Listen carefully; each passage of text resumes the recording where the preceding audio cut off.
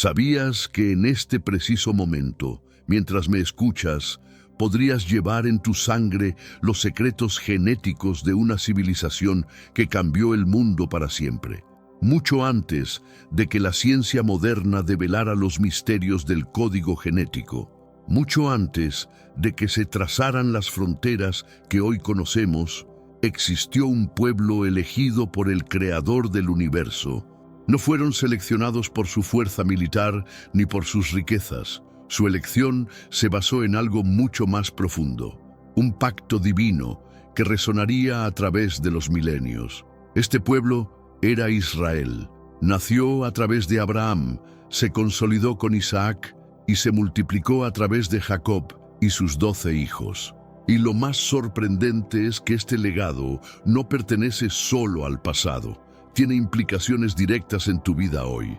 Quédate conmigo hasta el final, porque podrías descubrir que tú también formas parte de esta historia milenaria, de una manera que jamás imaginaste.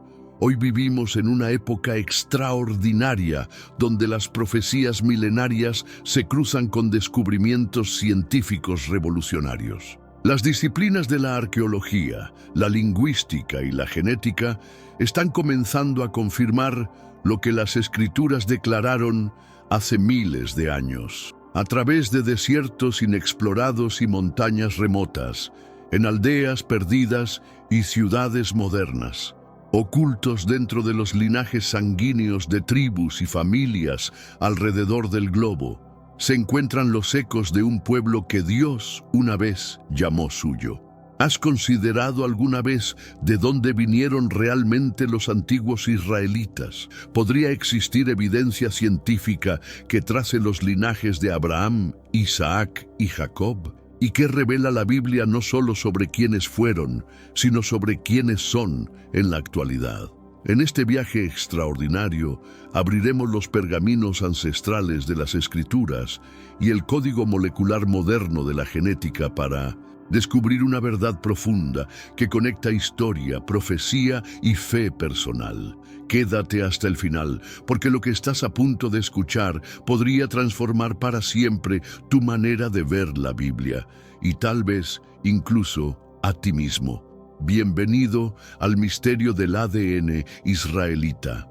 Empezamos ahora. Iniciemos este relato no en la tierra de Canaán, no bajo la sombra de las pirámides, sino mucho antes, en las profundidades de Mesopotamia, en una ciudad antigua y poderosa llamada Ur de los Caldeos. Aquí es donde verdaderamente comienza la historia de Israel.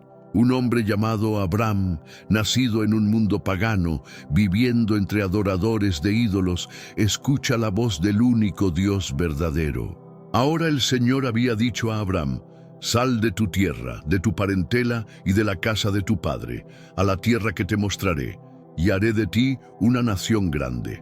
Génesis 12, 1-2. Dios no solo le estaba ofreciendo a Abram una nueva tierra, sino una nueva identidad, un nuevo destino y un nuevo pacto. En este convenio divino, Dios prometió hacer que los descendientes de Abram fueran tan numerosos como las estrellas. Mira ahora hacia el cielo y cuenta las estrellas, así será tu descendencia.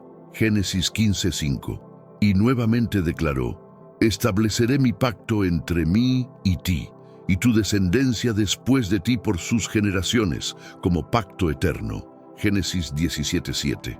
Esa frase, tu descendencia, es vital. Nos revela que Dios no solo estaba trabajando espiritualmente, sino también biológicamente. Estaba prometiendo formar un pueblo no solo por fe, sino también por carne y sangre. Un pueblo que llevaría su nombre, su ley y su pacto en su ADN. El nombre de Abram fue cambiado a Abraham, que significa padre de muchas naciones, a través de su hijo milagroso Isaac, y mediante el hijo de Isaac, Jacob, quien más tarde sería renombrado Israel. La promesa comenzó a multiplicarse. Tu nombre no se llamará más Jacob, sino Israel, porque como príncipe has luchado con Dios. Génesis 32:28. Jacob tendría 12 hijos, cada uno convirtiéndose en patriarca tribal, Rubén, Simeón, Leví, Judá, Dan, Neftalí, Gad, Aser, Isaacar, Zabulón, José y Benjamín. De estos 12 surgieron las 12 tribus de Israel, una nación apartada, elegida por decreto divino. Pero con este llamado divino llegó no solo una misión espiritual, sino también un marcador físico, una línea de descendencia, una herencia compartida transmitida de padre a hijo, generación tras generación. ¿Y qué tal si enterrado profundamente en esa línea hubiera un código biológico, una firma genética transportada a través del tiempo, preservada a pesar de la persecución, y ahora emergiendo en los descubrimientos de la ciencia moderna del ADN? La historia de Israel no es simplemente una historia de fe. Es una historia de carne y profecía, de linajes sanguíneos y bendiciones, de la huella digital de Dios en un pueblo apartado para un propósito que aún resuena hoy. Pero antes, comparte este video con alguien a quien aprecias. Nuestra misión más grande en la tierra es difundir la palabra del Señor. ¿Sabías que muchas personas carecen de conocimientos por falta de contenido adecuado? En este mundo actual, vemos cada vez más personas yendo en contra de los principios tradicionales y parece que lo inmoral está cada vez más presente. Es común sentirse desorientado y sin rumbo. Sin embargo, aún existe un camino para recuperar la verdadera esencia y restablecer los principios éticos en nuestra rutina diaria. Si te sientes perdido en medio de la confusión y deseas más claridad, tenemos algo especial para ti, un recurso creado especialmente para ayudarte a comprender el significado de estos desafíos actuales y enfrentarlos con sabiduría y valentía. Este es el verdadero valor de Caminos de la Revelación, descifrando la Biblia por completo, un camino hacia la claridad y la serenidad a través de sus enseñanzas. Lo mejor de todo es que está disponible ahora, en el primer comentario fijado. No pierdas esta oportunidad de transformar tu vida y descubrir el propósito genuino de estos desafíos. Ahora volvamos al tema principal del vídeo. Envíalo a ese grupo de WhatsApp o públicalo en Facebook. Estoy seguro de que no te arrepentirás. Y si te gustan videos como este, comenta abajo, quiero más. Así sabré si realmente lo disfrutas y definitivamente traeré contenido nuevo similar. Porque tú eres pueblo santo para el Señor tu Dios, y el Señor te ha elegido para que seas pueblo especial suyo entre todos los pueblos que están sobre la tierra. Deuteronomio 14:2. Podría ser que sus cuerpos, no solo sus creencias, lleven la marca del pacto de Dios. Esta es la promesa de un pueblo elegido, y aquí es donde comienza el misterio. Entonces, ¿qué tiene que decir la ciencia moderna sobre la identidad israelita antigua? En las últimas décadas, la investigación genética ha entrado en un espacio extraordinario donde el pasado ya no se estudia solo a través de ruinas o pergaminos, sino a través del código molecular escrito dentro de nuestros propios cuerpos. Al analizar el ADN del cromosoma Y, transmitido de padre a hijo, y el ADN mitocondrial, transmitido de madres a hijos, los investigadores han logrado rastrear linajes ancestrales, a veces retrocediendo miles de años. Y aquí es donde se vuelve fascinante. Varios grupos de personas alrededor del mundo afirman descender de los antiguos israelitas, pero ¿respaldan sus genes estas afirmaciones? Comencemos respondiendo una pregunta básica pero importante. ¿Qué es exactamente el ADN israelita? No existe un gen singular que etiquete a alguien como israelita, pero los genetistas han descubierto grupos de marcadores llamados haplogrupos, que se encuentran más comúnmente en poblaciones con raíces profundas en el antiguo cercano oriente, especialmente entre aquellos que se identifican como judíos en la actualidad. Algunos de los grupos más estudiados incluyen judíos ashkenazíes, cuya ascendencia se desarrolló en Europa, judíos sefardíes, que se establecieron en España, el norte de África y el Mediterráneo, judíos mizraíes, que permanecieron en el Medio Oriente y regiones persas, y más significativamente, los Kohanim, hombres que rastrean su linaje hasta Aarón, el hermano de Moisés. Uno de los descubrimientos genéticos más asombrosos llegó con la identificación de lo que los científicos llaman el haplotipo modal de los Kohanim, un patrón distintivo de ADN del cromosoma y compartido por un alto porcentaje de hombres judíos con apellido Cohen o ascendencia sacerdotal. Estos hombres afirmaban descender de Aarón, el primer sumo sacerdote de Israel, y notablemente esta misma firma del cromosoma Y aparece consistentemente en diversas poblaciones judías desde Europa hasta el norte de África y el Medio Oriente, sugiriendo un ancestro masculino común que vivió aproximadamente hace 3000 años. Y pondrás sobre Aarón las vestiduras sagradas para que me sirva como sacerdote. Éxodo 28:3. Eso es exactamente lo que describía la Biblia, el sacerdocio transmitido a través de la línea masculina de Aarón, de padre a hijo, generación tras generación. Y hoy, a través de la ciencia genética, literalmente podemos ver esa línea preservada, oculta en el ADN de hombres vivos. Pero el misterio se profundiza aún más. Los arqueólogos y genetistas han examinado muestras de ADN antiguo, tomadas de cuevas de entierro, osarios e incluso restos de poblaciones en el exilio en Egipto y regiones circundantes. Estas muestras, algunas que datan de más de 2000 años, han revelado continuidad genética con poblaciones judías modernas del Medio Oriente. En otras palabras, muchas personas judías vivas hoy están biológicamente vinculadas a las mismas personas que vivieron en el antiguo Israel durante los tiempos bíblicos, y sin embargo, los descubrimientos van más lejos. Se han encontrado vínculos genéticos no solo entre grupos judíos conocidos, sino también en poblaciones que nunca fueron tradicionalmente reconocidas como parte de la diáspora judía. Grupos en África, India, China y la península arábiga han afirmado descender de las tribus perdidas de Israel, y la investigación moderna del ADN está comenzando a validar algunas de estas historias. Por ejemplo, los Lemba de Zimbabue y Sudáfrica, una tribu de habla bantú que afirmaba descender de antiguos sacerdotes judíos, llevan marcadores de ADN notablemente similares al haplotipo modal de los Kohanim. Los Bnei Israel de India, quienes preservan costumbres judías como guardar el sábado y las leyes dietéticas, también comparten similitudes genéticas con poblaciones judías del Medio Oriente. Incluso algunas tribus beduinas árabes, consideradas durante mucho tiempo como étnicamente distintas, tienen marcadores que sugieren ascendencia compartida con antiguos israelitas. Esto nos presenta una verdad poderosa. El ADN israelita puede estar disperso, pero no ha sido borrado.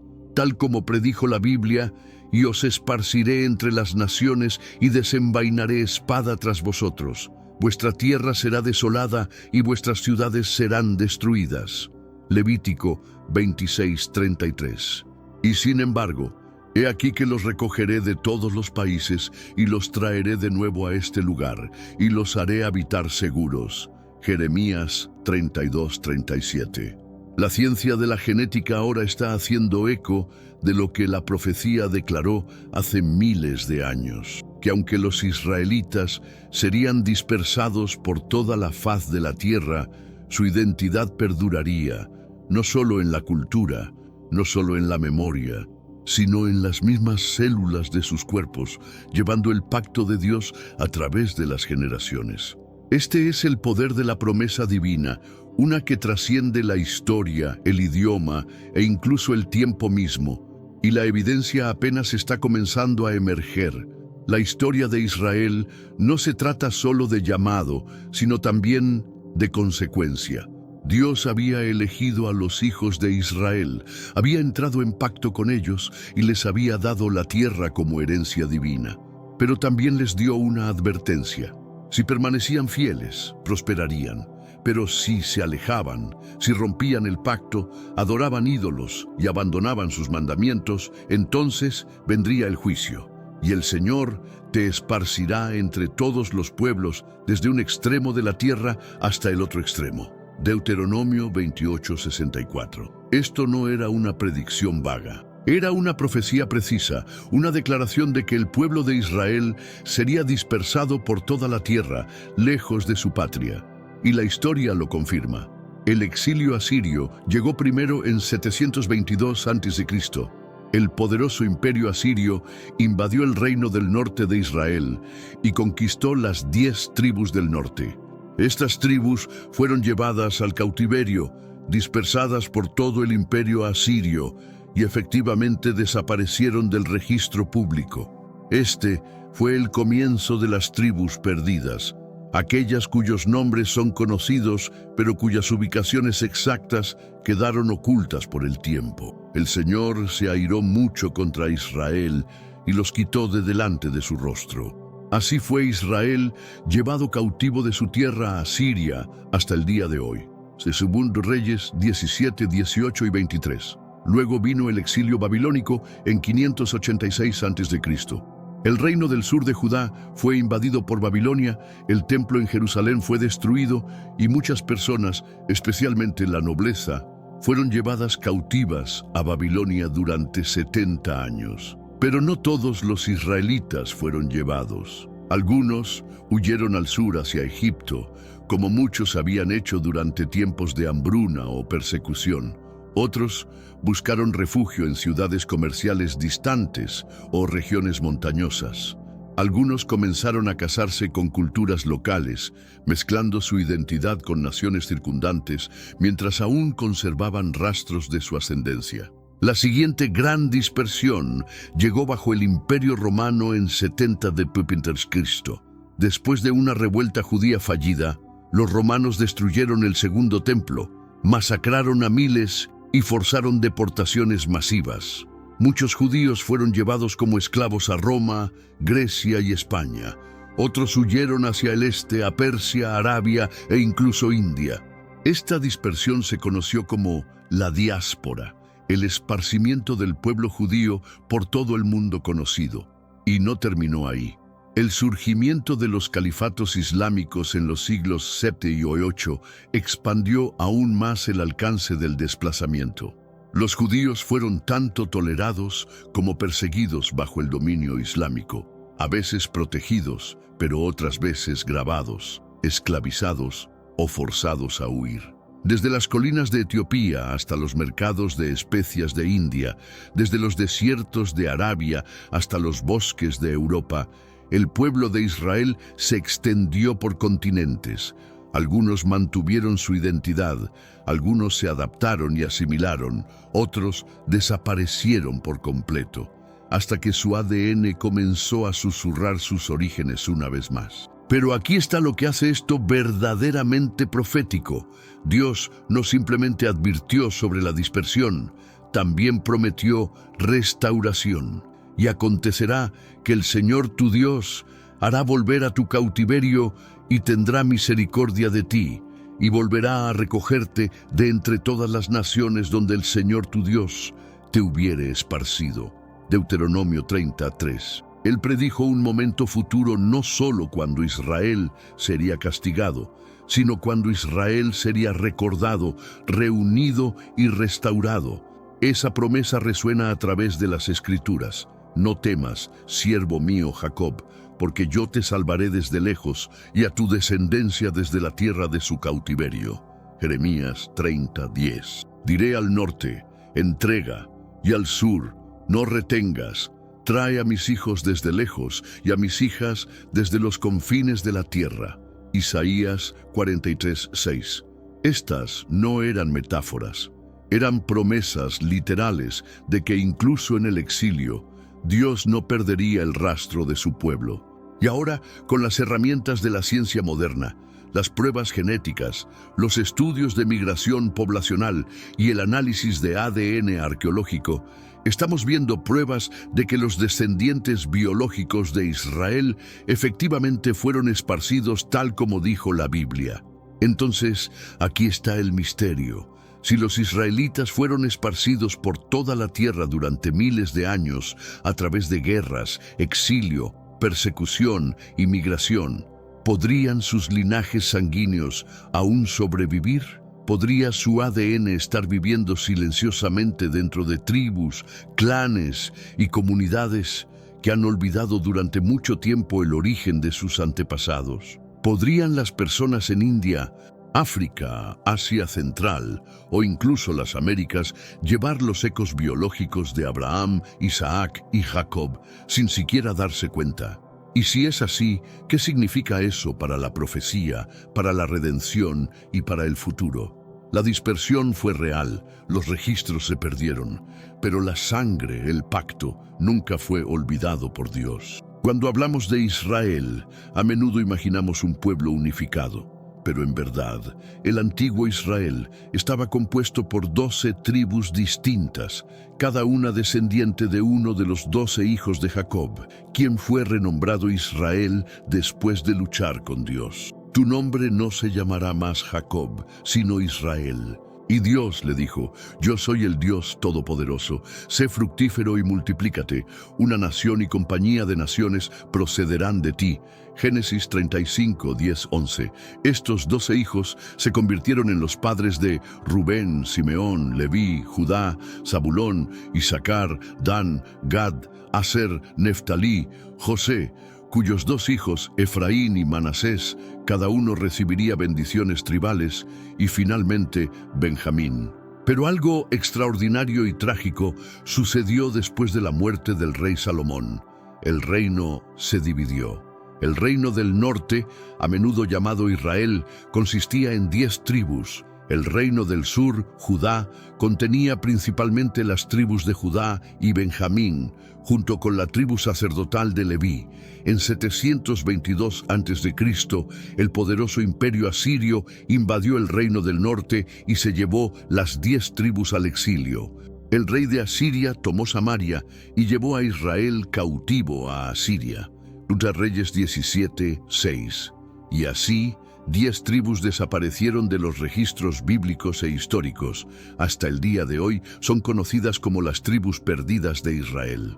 Pero, ¿estaban verdaderamente perdidas o simplemente esparcidas y olvidadas? Muchos eruditos han asumido que las 10 tribus fueron absorbidas por las culturas circundantes y desaparecieron con el tiempo. Pero otros, historiadores, antropólogos e incluso genetistas modernos tienen una teoría diferente, que estas tribus migraron, preservaron partes de su identidad y eventualmente se establecieron en tierras distantes, manteniendo fragmentos de sus costumbres hebreas.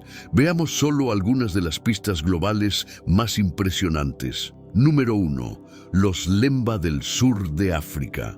El pueblo Lemba, encontrado en Zimbabue y Sudáfrica, ha afirmado durante mucho tiempo descender de antiguos sacerdotes judíos. Observaban tradiciones como la circuncisión al 8º día, evitar el cerdo y los mariscos, métodos de sacrificio de animales que se asemejan a las leyes kosher y guardar el sábado. Durante generaciones, su historia oral declaraba que sus antepasados vinieron de Sena, un lugar que algunos asocian con el antiguo Israel o Yemen.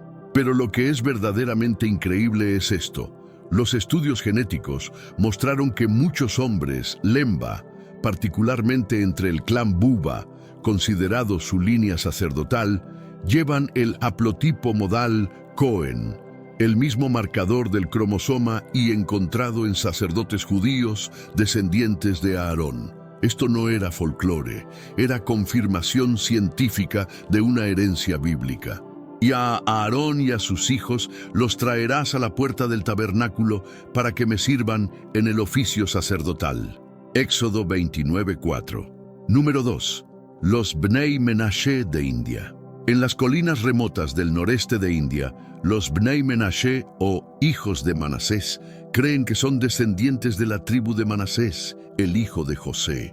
Sus costumbres incluyen encender velas los viernes por la noche, observar una forma del sábado, realizar purificación ritual, usar palabras que suenan hebreas en oraciones y cánticos. Aunque vivían lejos de Jerusalén, sus tradiciones orales recuerdan un viaje a través de Persia y Asia Central, siguiendo el exilio asirio.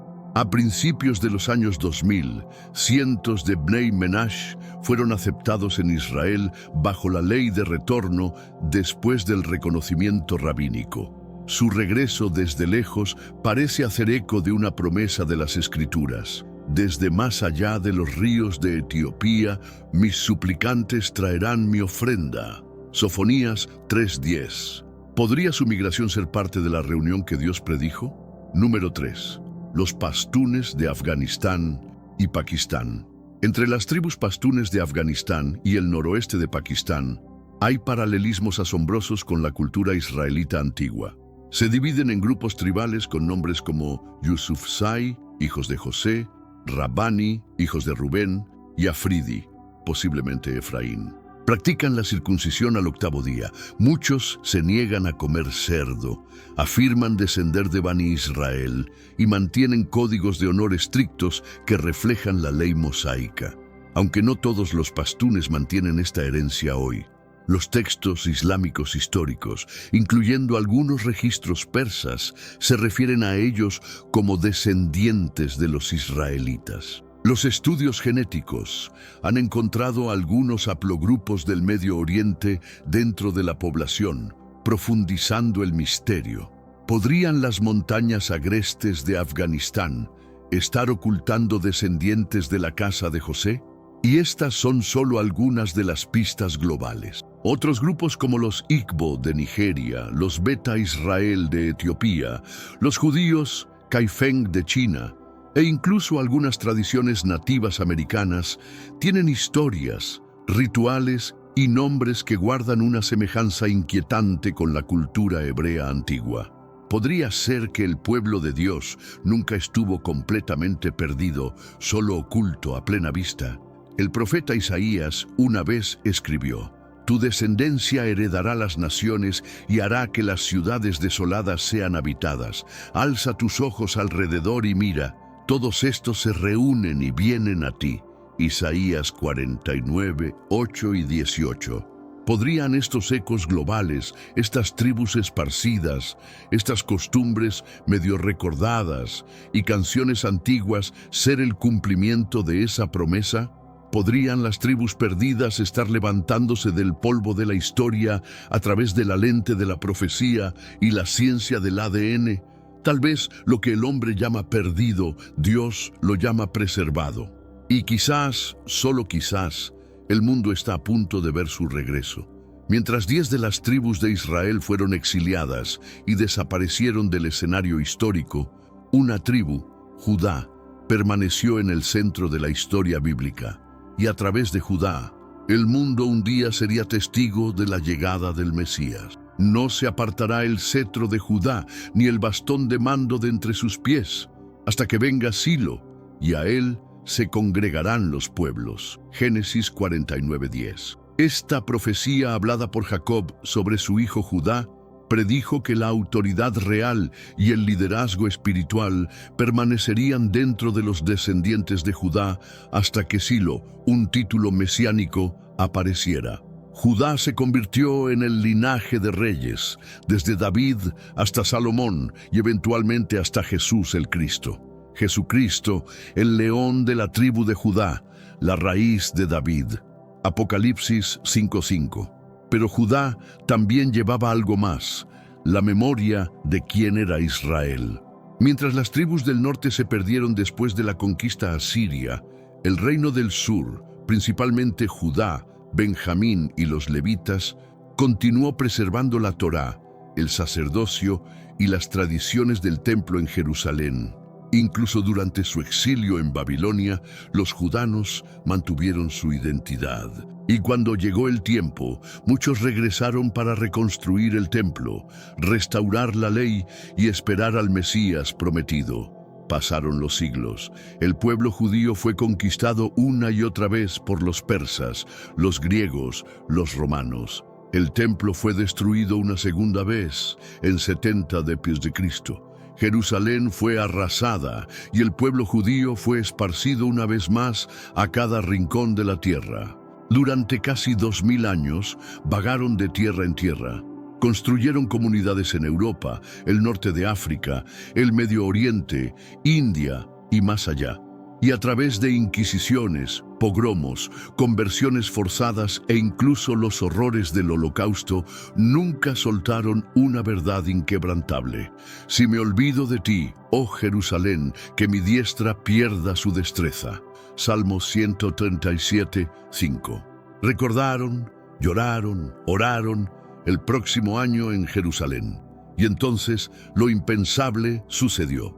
En las cenizas de la Segunda Guerra Mundial, con la memoria de 6 millones de asesinados aún fresca, el mundo observó mientras lo aparentemente imposible tuvo lugar. En mayo de 1948 se declaró el Estado de Israel.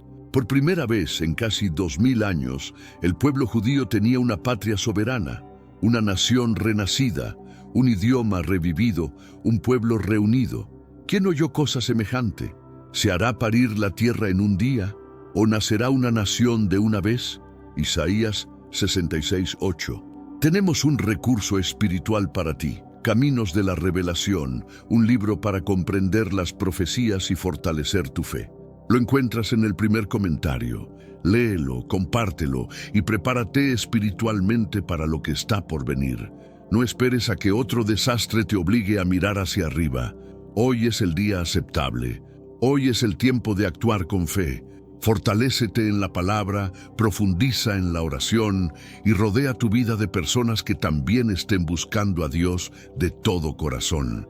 Esto no era política, era profecía. Los huesos de la visión de Ezequiel, secos y esparcidos, habían comenzado a levantarse. He aquí, yo tomaré a los hijos de Israel de entre las naciones y los traeré a su propia tierra, y los haré una nación en la tierra, en los montes de Israel. Ezequiel 37, 21, 22. Y hoy esa profecía vive. Desde 1948, judíos de más de 100 naciones han regresado a Israel. Desde las aldeas nevadas de Rusia hasta los desiertos de Yemen, desde las ciudades de Europa hasta las tierras altas de Etiopía, desde los judíos sefardíes de Marruecos hasta los judíos mizraíes de Irán e Irak, han venido cumpliendo las palabras de Moisés que siglos antes había declarado: si algunos de los tuyos fueren llevados hasta el extremo de los cielos, de allí los recogerá el Señor tú, Dios. Deuteronomio 34. ¿Qué los une? No el idioma, no la apariencia, no la cultura, sino una memoria compartida, una esperanza compartida y, como confirma la genética moderna, sangre compartida. Incluso la ciencia secular ha tenido que admitir que hay un núcleo genético del Medio Oriente identificable en el pueblo judío sin importar dónde hayan vivido. Se encuentra en su ADN del cromosoma Y, en su ADN mitocondrial y en sus tradiciones orales antiguas transmitidas de generación en generación. Entonces, ¿qué significa todo esto?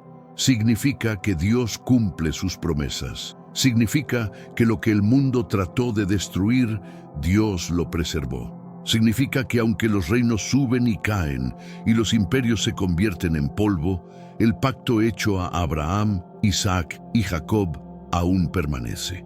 Y significa que el regreso del pueblo judío a su tierra no es el final de la historia. Es el comienzo de algo aún mayor, porque el Señor edificará a Sión, aparecerá en su gloria. Salmo 102, 16.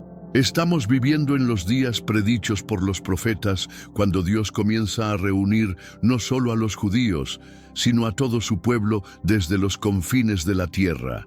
un remanente biológico, un despertar espiritual y la restauración de una promesa que se remonta al comienzo de los tiempos. Después de toda la historia, después de toda la profecía, después de todos los descubrimientos notables de migración, exilio y continuidad genética, ahora debemos hacer la pregunta final: ¿qué significa todo esto para nosotros hoy? Tener ADN israelita te hace más elegido. Un vínculo genético con Abraham significa que automáticamente estás bien con Dios. La respuesta es clara y viene directamente de las Escrituras, porque no todos los que son de Israel son israelitas, ni por ser descendencia de Abraham son todos hijos. Romanos 9, 6, 7. En otras palabras, nacer en un linaje no te coloca automáticamente dentro del pacto de Dios, porque la verdadera marca de pertenencia no se encuentra solo en la sangre, se encuentra en la creencia. El apóstol Pablo mismo, descendiente de Benjamín, hebreo de hebreos, declaró algo radical: y si vosotros sois de Cristo, ciertamente linaje de Abraham sois, y herederos según la promesa. Gálatas 3:29. Eso lo cambia todo, porque significa que cualquiera, judío o gentil, esclavo o libre, hombre o mujer, puede ser injertado en las promesas de Israel al poner su fe en Jesucristo. Ya no hay judío ni griego, porque todos vosotros sois uno en Cristo Jesús. Gálatas 3:28. Así que mientras el ADN puede rastrear la línea de Abraham, la fe es lo que te da acceso a su herencia.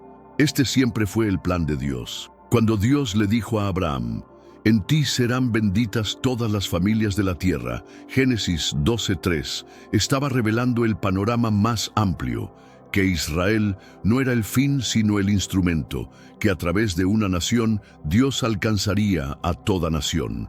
Y la Escritura, previendo que Dios había de justificar por la fe a los gentiles, dio de antemano la buena nueva a Abraham, diciendo: en ti serán benditas todas las naciones.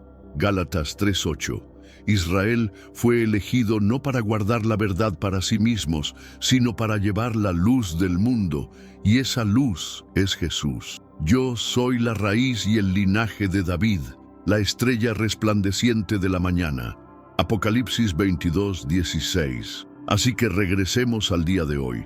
Tal vez estés viendo esto y te preguntes: ¿estoy conectado con Israel?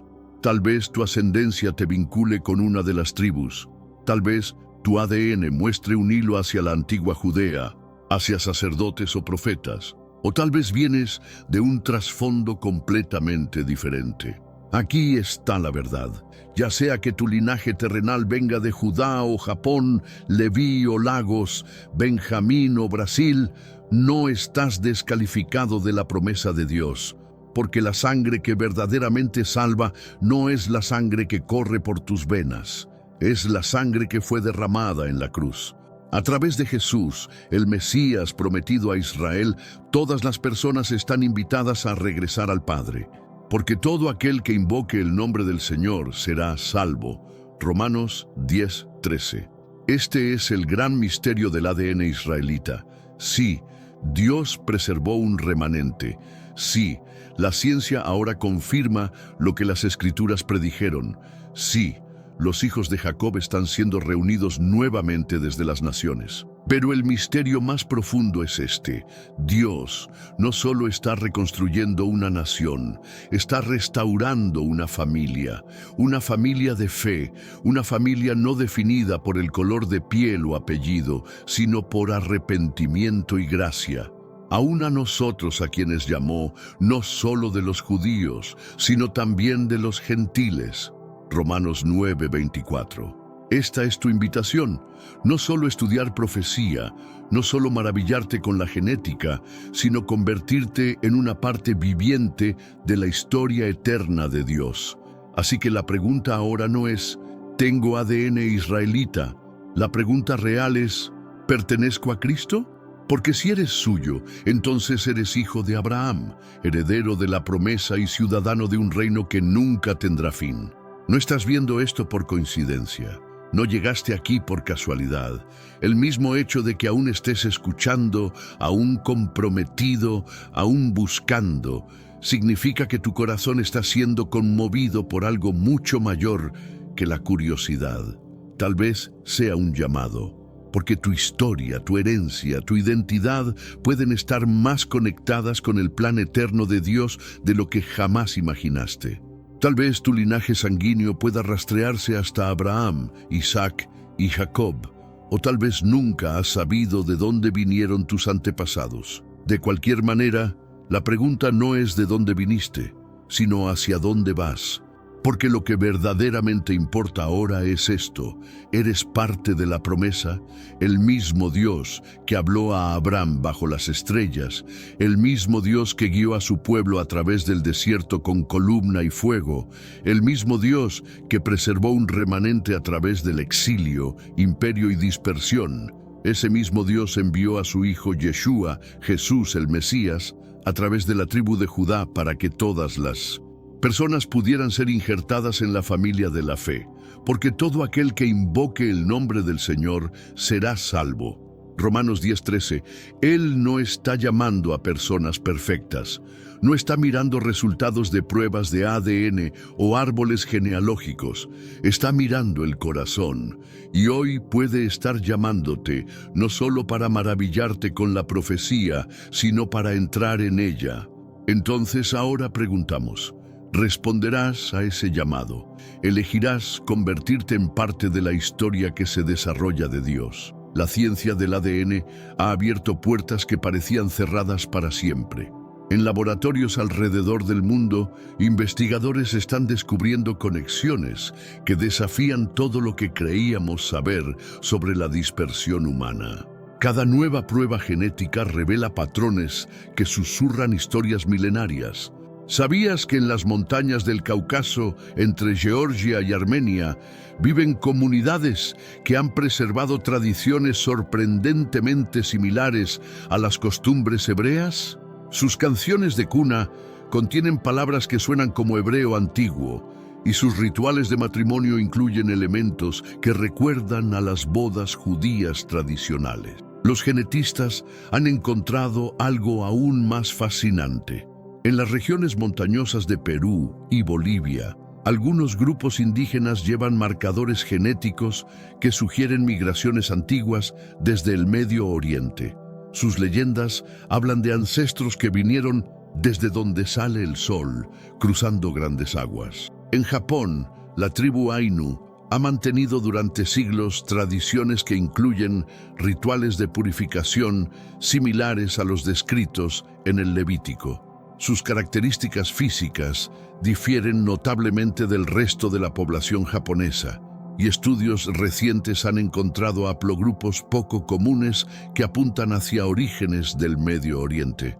Pero tal vez el descubrimiento más sorprendente llegó desde un lugar inesperado: las islas del Pacífico. En Vanuatu y las Islas Salomón, antropólogos han documentado tradiciones orales que hablan de un pueblo del libro que llegó hace muchas generaciones, enseñando leyes sobre alimentos puros e impuros. La tecnología de secuenciación genética avanza cada día. Lo que antes tomaba años de investigación, ahora puede hacerse en semanas, y con cada nuevo análisis emergen conexiones que confirman la dispersión masiva predicha en las Escrituras. En las universidades de Israel, equipos de genetistas están creando el mapa genético más completo jamás realizado del pueblo judío.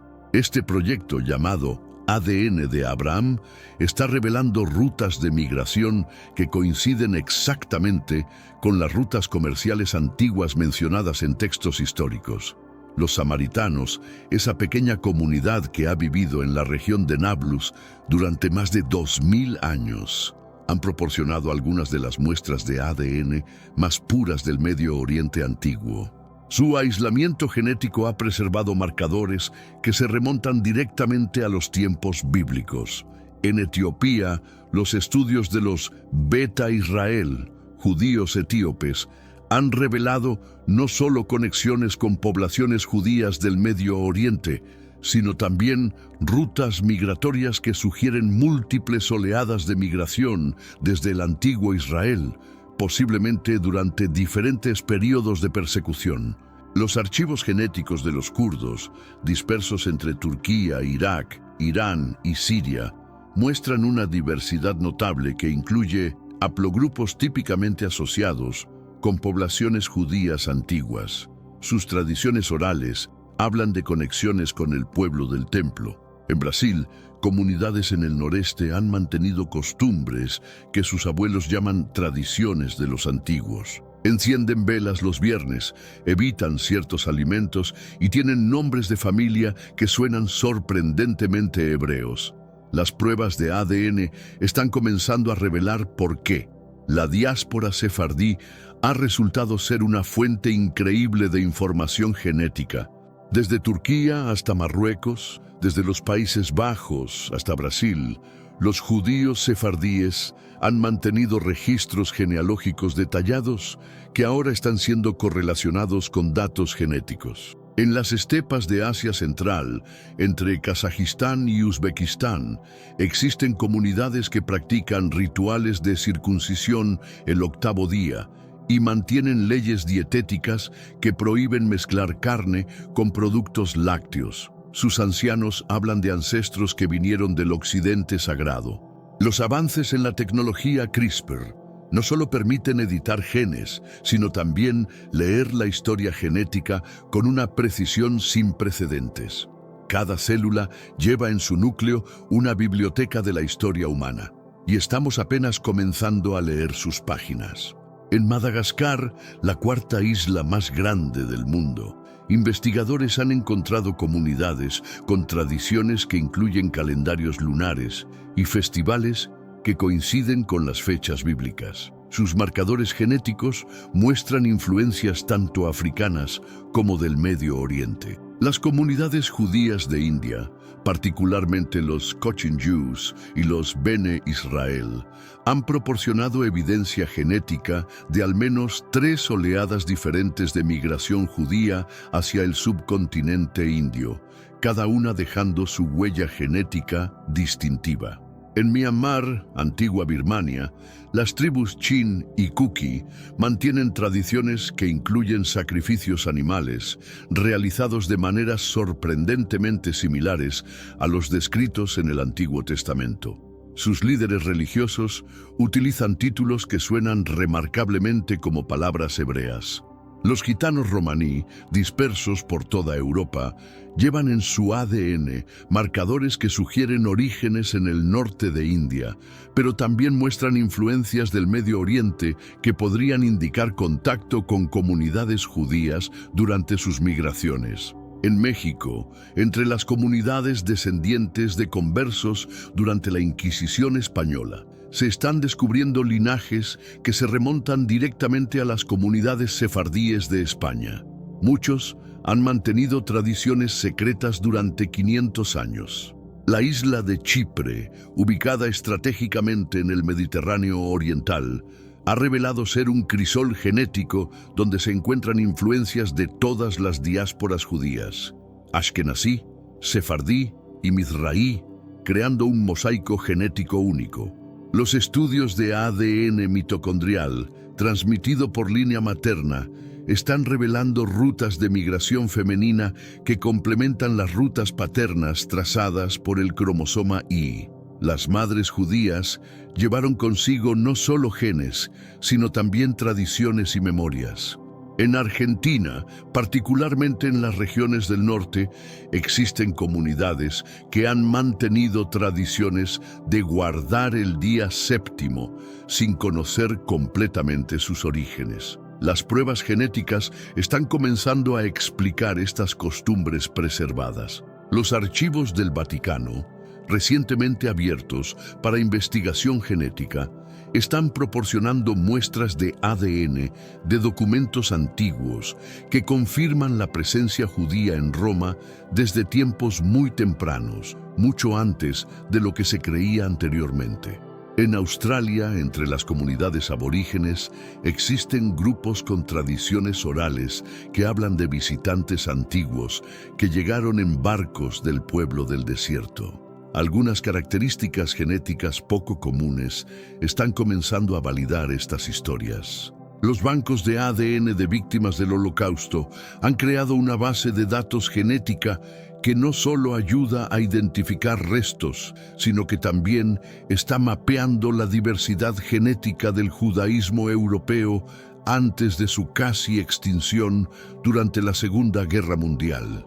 En Singapur y Malasia, las comunidades judías históricas han dejado un legado genético que se está rastreando en poblaciones que aparentemente no tienen conexión judía, revelando matrimonios mixtos y conversiones que ocurrieron hace siglos. La tecnología de secuenciación de ADN antiguo está permitiendo a los científicos extraer material genético de artefactos arqueológicos encontrados en excavaciones en Israel y Judá, proporcionando comparaciones directas con poblaciones judías modernas. En las Islas Canarias, estudios genéticos han revelado que hasta un 20% de la población lleva marcadores típicamente asociados con poblaciones judías del norte de África, probablemente resultado de migraciones durante las persecuciones medievales. Los pueblos bereberes del norte de África han mostrado una diversidad genética notable que incluye haplogrupos típicamente judíos, sugiriendo interacciones históricas entre comunidades judías y poblaciones indígenas que se remontan a más de 1000 años. En Filipinas, particularmente en las islas del sur, existen comunidades que practican circuncisión ritual y mantienen prohibiciones alimentarias que recuerdan las leyes kosher. Sus marcadores genéticos muestran influencias del Medio Oriente que podrían explicar estas tradiciones. El proyecto Genographics de National Geographic ha creado el mapa migratorio humano más completo de la historia, y una de sus revelaciones más sorprendentes es la extensión masiva de las migraciones desde el Medio Oriente durante los periodos de exilio descritos en la Biblia. La revolución genética apenas ha comenzado. Con cada nuevo descubrimiento, con cada nueva conexión revelada, estamos siendo testigos del cumplimiento de promesas milenarias. El ADN no miente y está contando la historia que Dios escribió en las estrellas hace miles de años. Un pueblo elegido, dispersado pero no olvidado, preservado a través del tiempo para un propósito eterno que aún se está desenvolviendo ante nuestros ojos. ¿Sabías que hay un versículo en la Biblia que casi nadie menciona, pero que podría transformar por completo la manera en que entiendes tu fe? Durante siglos, pastores, teólogos y creyentes sinceros han tratado de comprender un misterio profundo. ¿Qué ocurrió realmente durante los 3 días en que el cuerpo de Jesús yacía en la tumba? No fue simplemente la muerte. Jesús descendió a lo más profundo del mundo espiritual, y lo que hizo allí, en ese lugar que las Escrituras llaman el abismo, la prisión de las almas y las sombras de la muerte, podría cambiar para siempre tu perspectiva del cielo, del infierno y de tu propia vida espiritual. Y lo más impactante, la clave de ese misterio está escondida en un solo versículo. Quédate hasta el final, porque allí te revelaré cuál es ese versículo y por qué tampoco se atreven a hablar sobre él. La respuesta emerge de uno de los instantes más electrizantes y conmovedores de todos los tiempos: Jesús, suspendido en el madero del suplicio. Después de soportar horas interminables de sufrimiento inimaginable y un mutismo sobrenatural que helaba la sangre, elevó su voz con majestad divina y exclamó: «Padre, a tus manos confío mi alma», tal como nos documenta Lucas en su capítulo 23, versículo 46. En esa fracción de segundo, algo imperceptible pero devastadoramente transformador se liberó a través de toda la creación. El fallecimiento de Cristo no significó meramente el final de una existencia. Representó una odisea trascendental, un tránsito interdimensional hacia esferas espirituales que jamás habían sido penetradas por la rectitud celestial. Mateo, en su capítulo 27, versículos 50 hasta el 53, nos ofrece testimonios irrefutables de que la totalidad del cosmos respondió con manifestaciones sobrenaturales. La cortina sagrada del santuario se rasgó completamente de arriba hacia abajo. El suelo se convulsionó con violencia extrema, las piedras se fragmentaron estrepitosamente, los mausoleos se abrieron súbitamente y múltiples cuerpos de personas santas que reposaban en letargo mortal fueron revivificados. En ningún momento de la historia humana documentada, el deceso de una sola persona había desencadenado reacciones tan cataclísmicas y portentosas en el orden establecido. No obstante, más allá de estos indicios visibles y tangibles, algo infinitamente más trascendental estaba ejecutándose. El Hijo del Altísimo había iniciado su travesía hacia el mismísimo corazón de la existencia terrenal. La doctrina bíblica nos instruye que previo al holocausto del Gólgota, todas las almas que partían de este mundo descendían hacia el Sheol, una esfera espiritual inequívocamente fraccionada entre el alivio destinado a los rectos y la agonía reservada para los malvados. Esta interpretación encuentra su fundamento magistral en Lucas, capítulo 16, mediante la ilustración del magnate y Lázaro. En este relato extraordinariamente revelador, Jesús detalla minuciosamente el refugio de Abraham como santuario de tranquilidad para los creyentes y el territorio de sufrimiento para los malditos, divididos por una cima imposible de superar o atravesar. Es en este ambiente misterioso y ultraterreno donde se despliega el siguiente episodio de la misión del Salvador. Pero todavía no es el momento apropiado para sumergirnos en ese reino invisible. Primero, necesitamos asimilar algo crucial. El óbito de Jesús fue absolutamente intencional.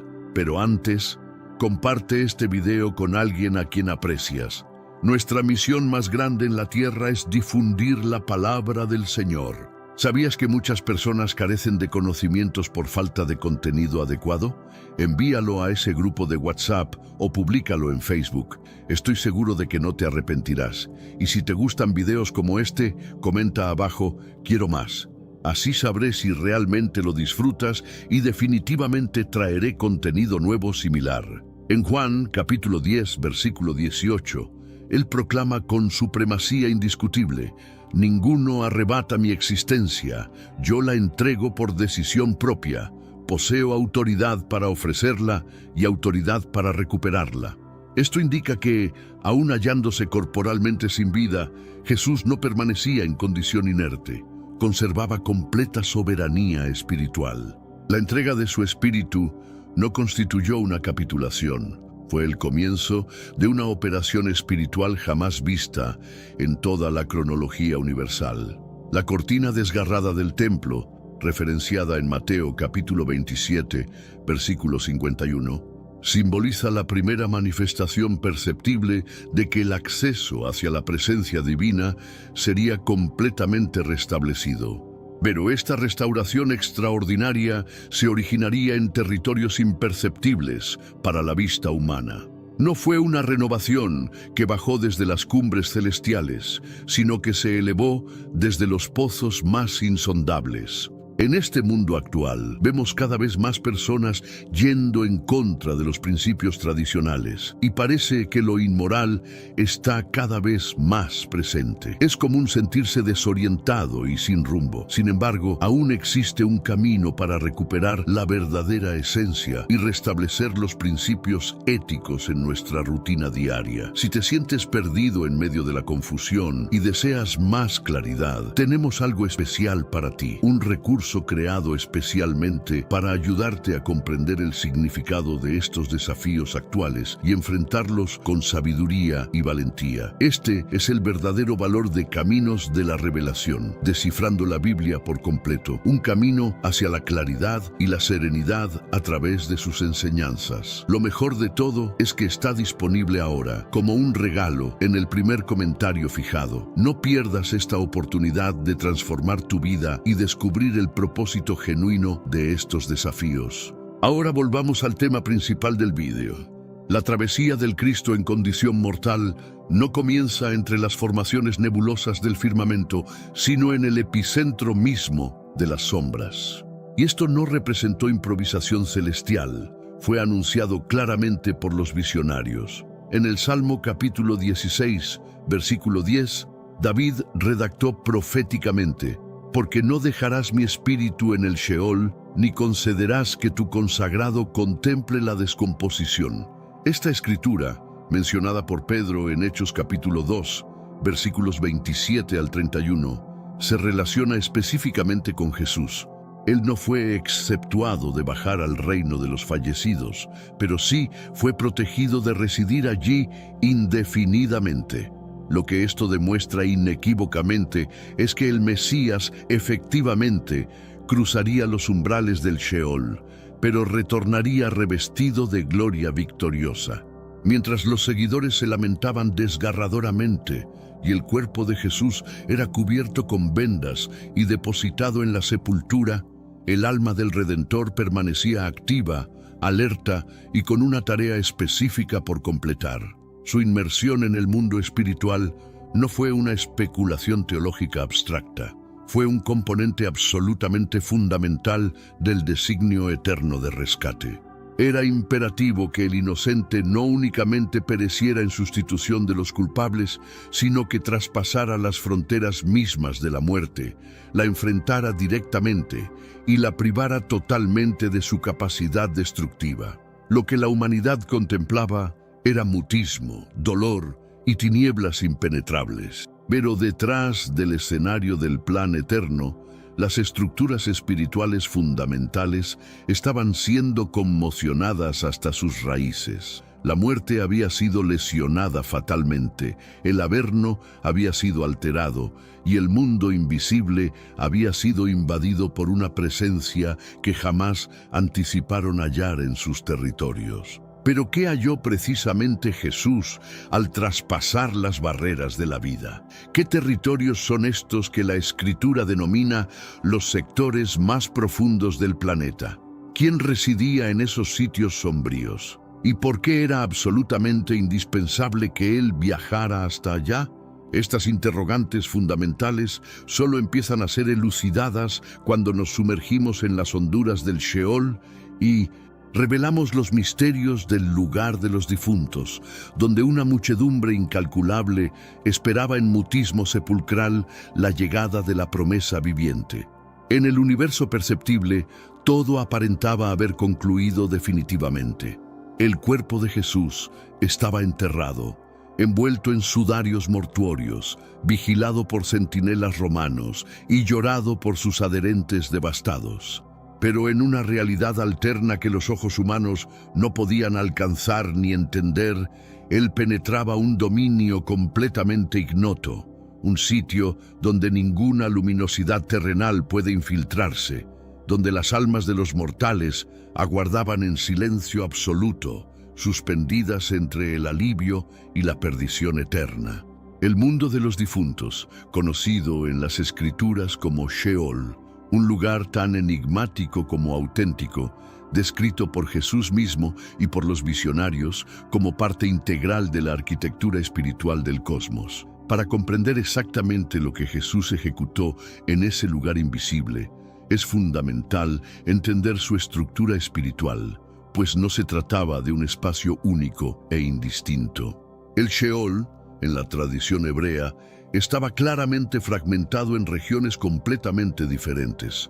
Una de estas regiones era el refugio de Abraham, también denominado Edén, donde los justos aguardaban pacientemente la consumación final de la promesa divina.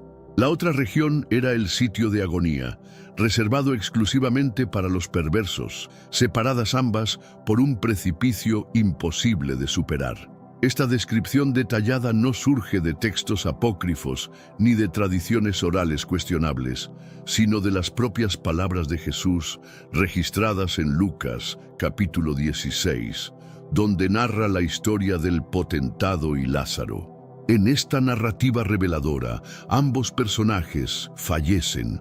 El potentado es transportado al sitio de agonía, donde grita en desesperación, mientras que Lázaro, el mendigo, es consolado en el refugio de Abraham. El precipicio entre ambos es insuperable, revelando que existía una división espiritual definitiva entre los destinos de los justos y de los perversos, incluso antes del sacrificio. El refugio de Abraham no era el cielo, sino un lugar de paz y reposo donde los santos de la antigua alianza esperaban por la redención definitiva. Hombres como Abel, Noé, Abraham, Moisés, Elías, David, Daniel y tantos otros que habían confiado en Dios antes de la venida del Mesías, descansaban allí en una especie de limbo sagrado, aguardando el cumplimiento de las promesas.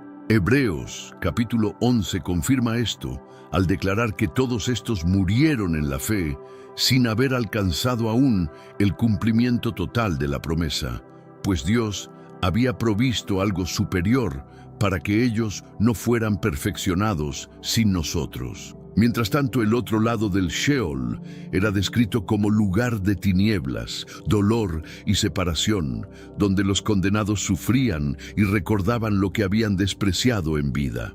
El rico de la parábola suplica por una gota de agua, implora que Lázaro vaya a advertir a sus hermanos y recibe una sentencia definitiva.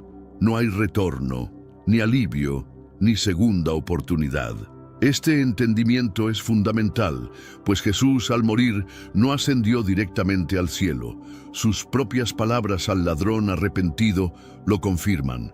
Hoy estarás conmigo en el paraíso, como está en Lucas capítulo 23, versículo 43. No dijo en el cielo, sino en el paraíso, término que en la época era comprendido como el refugio de Abraham. Jesús descendió al lugar donde los justos esperaban, no para ser consolado, sino para inaugurar algo inédito: la liberación de las almas fieles, el cumplimiento de la promesa, la apertura del camino definitivo hacia el cielo. Es en este contexto que se cumple lo que está escrito en Efesios capítulo 4, versículos 8 al 10. Subiendo a lo alto, llevó cautiva la cautividad y dio dones a los hombres. Y eso de que subió, ¿qué es? Sino que también había descendido primero a las partes más bajas de la tierra. La expresión partes más bajas de la tierra siempre generó debates, pero en su esencia apunta a esta bajada al dominio espiritual donde estaban los muertos, y no simplemente a la sepultura física. No fue una bajada de derrota, sino de conquista. Jesús entró no como prisionero, sino como libertador, mientras los que estaban del otro lado del abismo permanecían en tormento. Los justos pudieron finalmente ver la promesa ante sus ojos. Aquel que había sido anunciado por los profetas ahora estaba allí, caminando entre los muertos, pero cargando en sí la vida eterna. Esta realidad sacude la comprensión natural de la muerte. Cristo no apenas murió, penetró la realidad que aprisiona a los hombres después de la muerte para quebrar sus cadenas desde adentro. Lo que para muchos era el fin, se convirtió en el inicio de una invasión celestial en lo más profundo de la existencia humana. Pero allí, en ese mismo espacio invisible, había más que justos e impíos. Había también una categoría aún más sombría, mencionada de forma enigmática en las Escrituras: espíritus en prisión, seres que no eran humanos, sino que aguardaban juicio desde los tiempos antiguos. Y es exactamente a ellos que Jesús también se dirige, pero no con palabras de consuelo, porque allí en las profundezas ecoaría una proclamación como jamás se había escuchado. El mensaje no era para liberar, sino para anunciar una victoria. La presencia de Jesús en el dominio de los muertos no fue silenciosa ni simbólica, fue literal y real. Él descendió al corazón de la tierra con una misión que ningún hombre jamás podría cumplir. Y esta jornada no ocurrió por accidente, sino para cumplir una promesa hecha desde los tiempos antiguos. El propio Jesús había anticipado este momento ante los fariseos al decir: como Jonás estuvo 3 días y 3 noches en el vientre del gran pez, así estará el Hijo del Hombre 3 días y 3 noches en el corazón de la tierra, como está en Mateo capítulo 12, versículo 40. No era una metáfora, era una declaración precisa. El corazón de la tierra es una expresión que carga peso espiritual. Apunta no apenas a la muerte física, sino a un lugar específico dentro de la estructura espiritual donde los muertos aguardaban. Jesús sabía que su misión no terminaría con el último suspiro en la cruz. Había aún un recorrido por hacer, un propósito por concluir en lo invisible, donde ninguna alma podría ir antes que Él. Durante siglos, los profetas anunciaron que el Mesías no apenas vencería el pecado, sino que también dominaría la muerte. Y para eso necesitaría enfrentarla en su propia morada. El Salmo capítulo 139, versículo 8, ya traía el eco de esta realidad. Si subiera a los cielos, allí estás tú. Si en el Sheol hiciera mi estrado, he aquí, allí tú estás. La omnipresencia de Dios sería manifestada de forma plena en aquel momento único, en que el propio Hijo descendería a lo más profundo de la existencia humana, llevando consigo la luz de la redención. Esta bajada no fue apenas una travesía, fue una ocupación. Efesios capítulo 4, versículos 8 al 10, afirma que Jesús descendió a las partes más bajas de la tierra. Este lenguaje es claro. El Cristo no apenas murió y esperó, se movió entre regiones, entre dominios espirituales, entre barreras invisibles que separaban el tiempo de la eternidad. Su presencia allí no era tolerada por las tinieblas, pero tampoco podía ser impedida. Durante 3 días, el alma del Salvador permaneció en ese dominio invisible. El número no es aleatorio. Carga profundidad espiritual y profética. 3 días fue el tiempo necesario para que la muerte reconociera que había sido vencida. 3 días fueron dados al infierno para percibir que jamás podría contenerlo. Y después de 3 días, cuando todo parecía cerrado, Él saldría de allí no como visitante, sino como aquel que detentaba las llaves del lugar. Esos días no fueron de espera, sino de cumplimiento. La promesa que había sido hecha a los patriarcas, a los reyes, a los profetas y a todos los que habían creído en la palabra del Altísimo, estaba ahora siendo vivida en el centro del mundo espiritual. La muerte, hasta entonces invicta, había recibido al único adversario que podría superarla. La narrativa de la resurrección tiene sentido cuando se comprende lo que ocurrió entre la cruz y la tumba vacía. El triunfo de Jesús comienza en el silencio.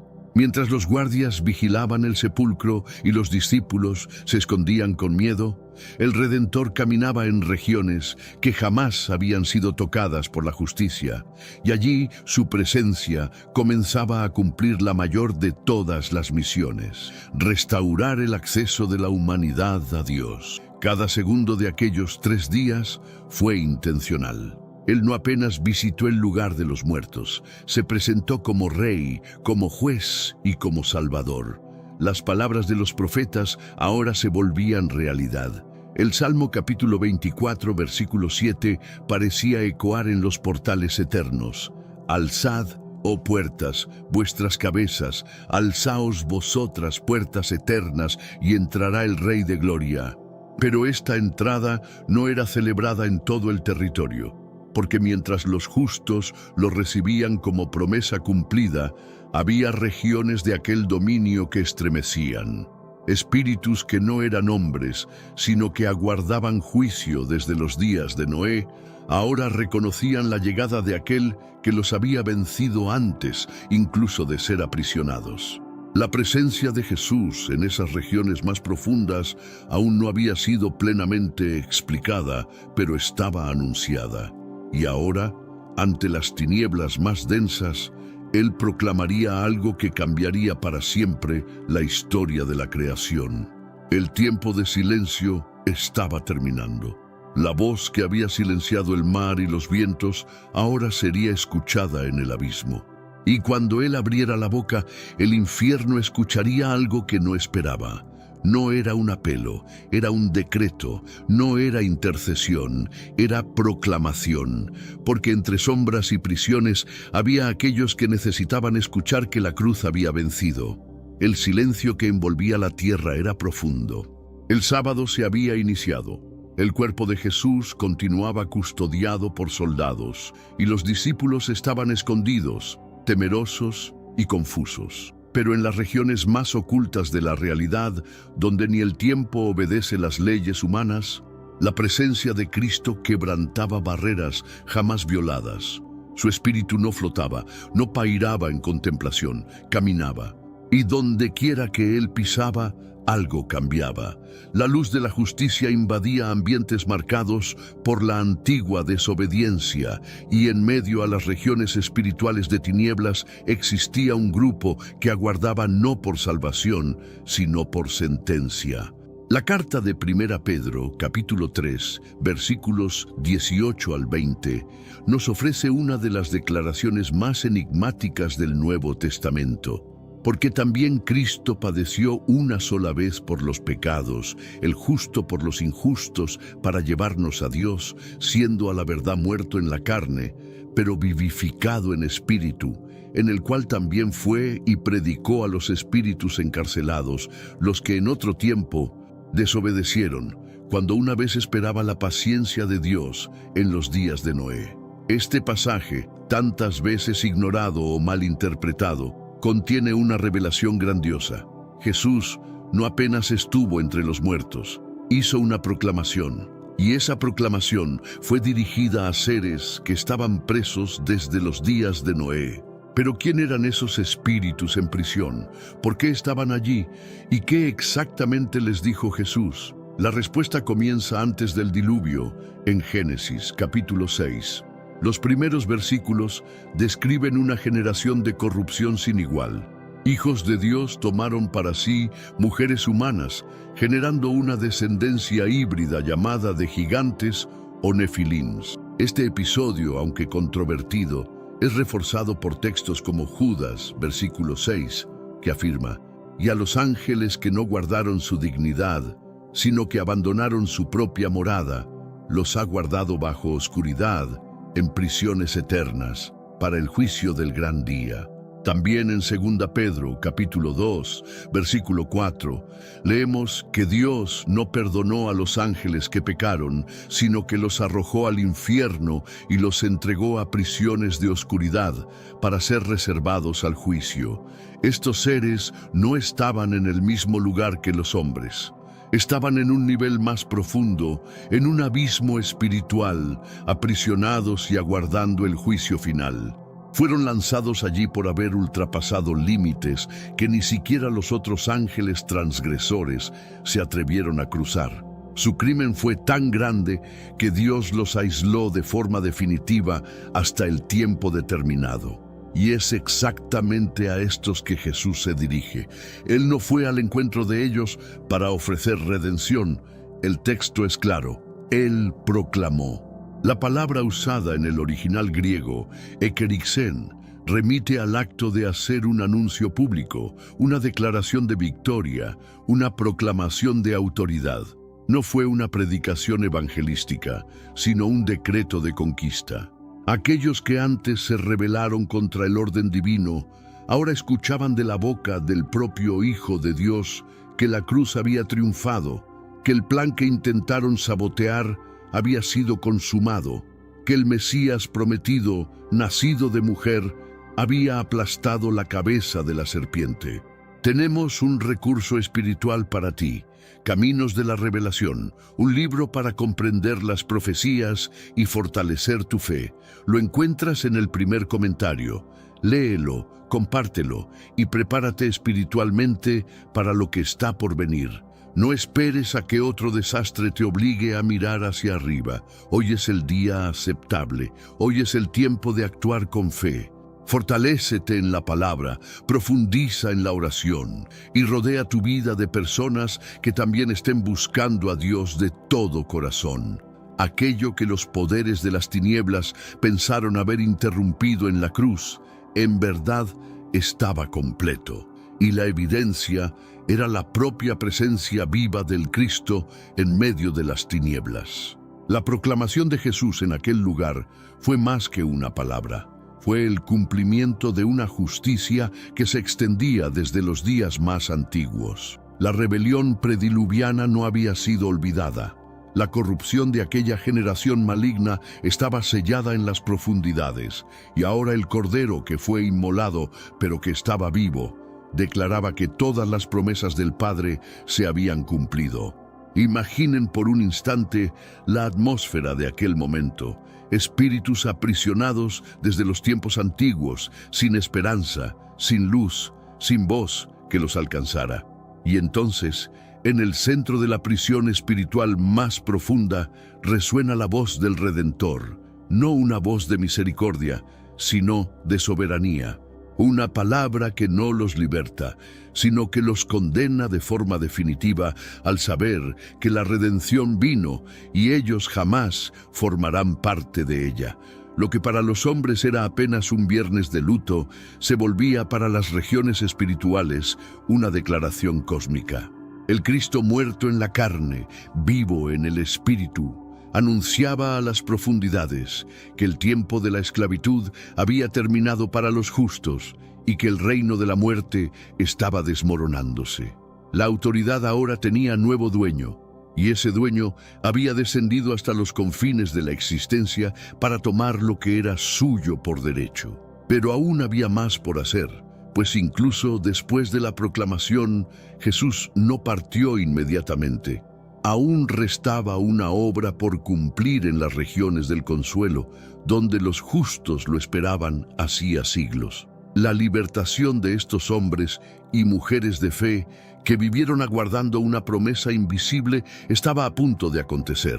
Ellos no podían salir por sí mismos. Solamente aquel que venció la muerte podría abrir los portales del paraíso, y fue exactamente lo que él haría. Cuando Jesús tomó las llaves de la muerte, la presencia de Jesús en las profundidades de la existencia espiritual no se limitaba a proclamar una sentencia.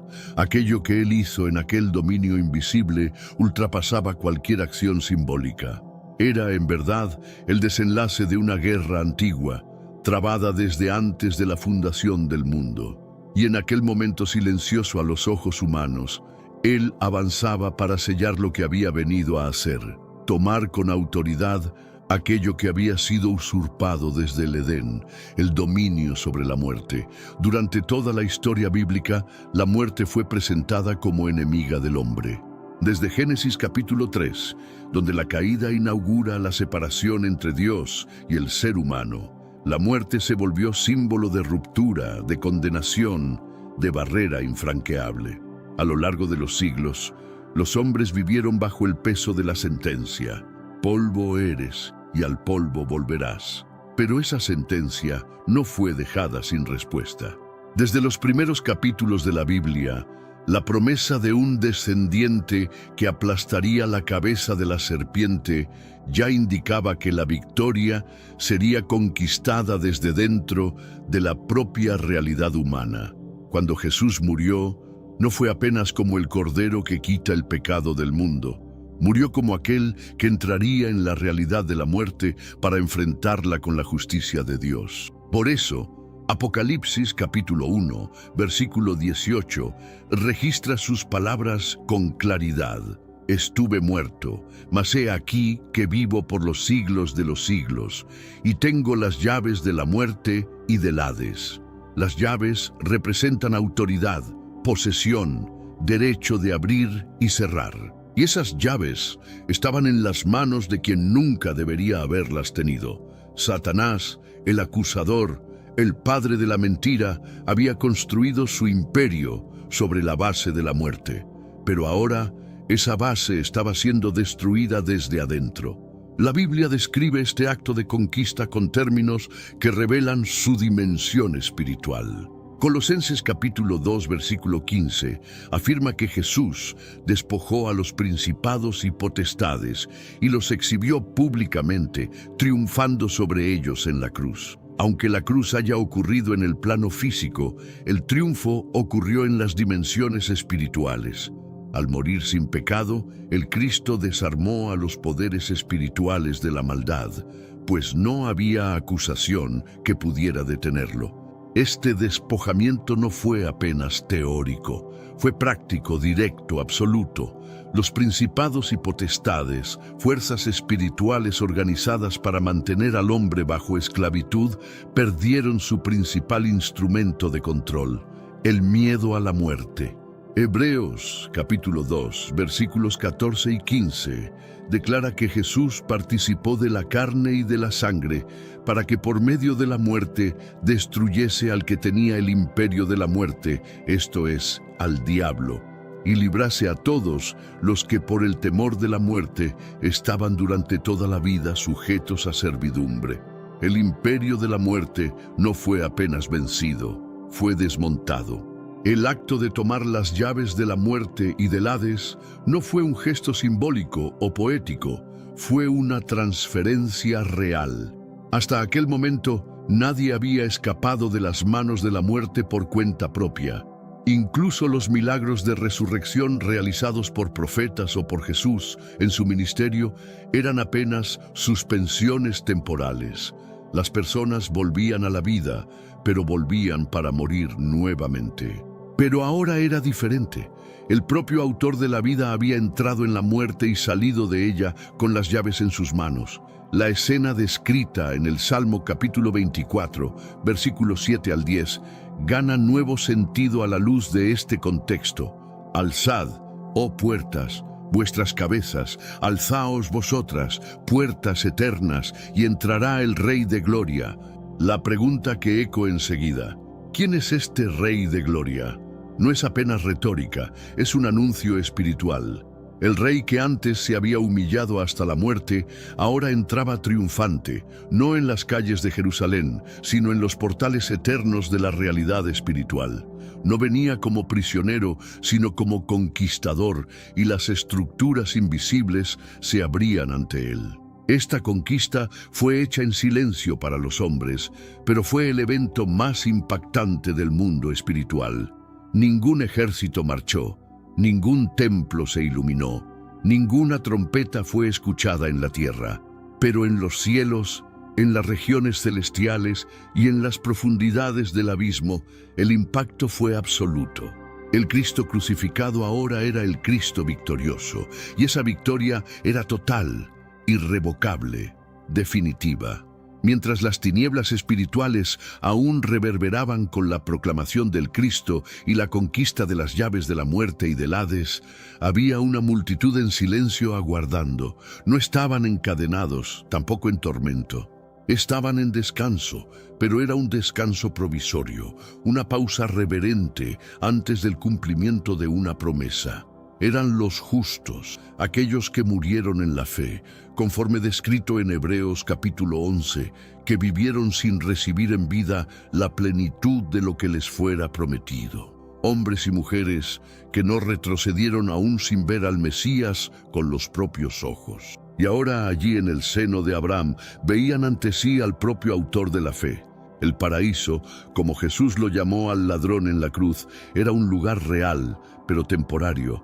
Estaba en las regiones inferiores de la tierra, separado del lugar de tormento por un gran abismo. Era el refugio donde reposaban Abraham, Isaac, Jacob, José, Moisés, Ruth, David, Esther, Samuel, Isaías, Daniel y tantos otros que creyeron en el Dios vivo antes de la cruz. Ellos sabían que algo mayor vendría. Habían recibido vislumbres, promesas, sombras. Ahora, ante ellos estaba la plenitud. Con las llaves de la muerte en sus manos, Jesús no apenas dominaba los poderes de las tinieblas, también tenía autoridad para liberar a los que estaban en espera. Y es aquí que se cumple en silencio y poder el gran éxodo espiritual, la liberación de aquellos que habían sido mantenidos en honor, pero aún imposibilitados de entrar en el Santísimo Celestial, pues la sangre del Cordero aún no había sido derramada de forma plena y definitiva.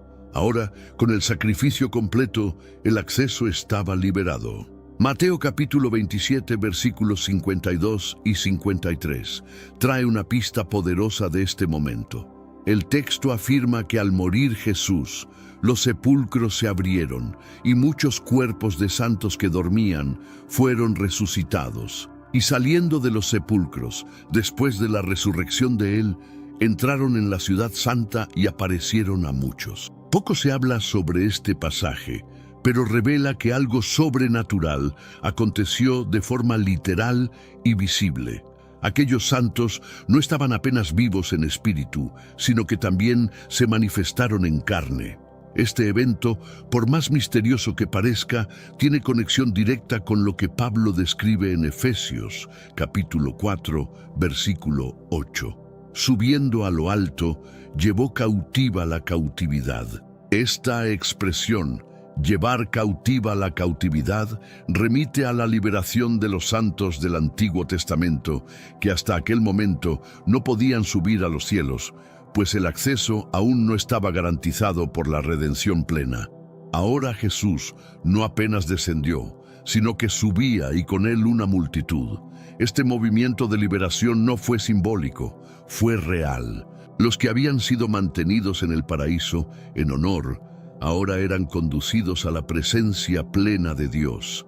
No más como sombras de una alianza futura, sino como herederos plenos de una nueva y eterna alianza. La cruz había abierto el camino, el velo del templo se había rasgado, y con las llaves en sus manos, Jesús guiaba a los libertos en triunfo. No fue un cortejo visible a los ojos humanos, pero en el mundo espiritual fue una procesión gloriosa.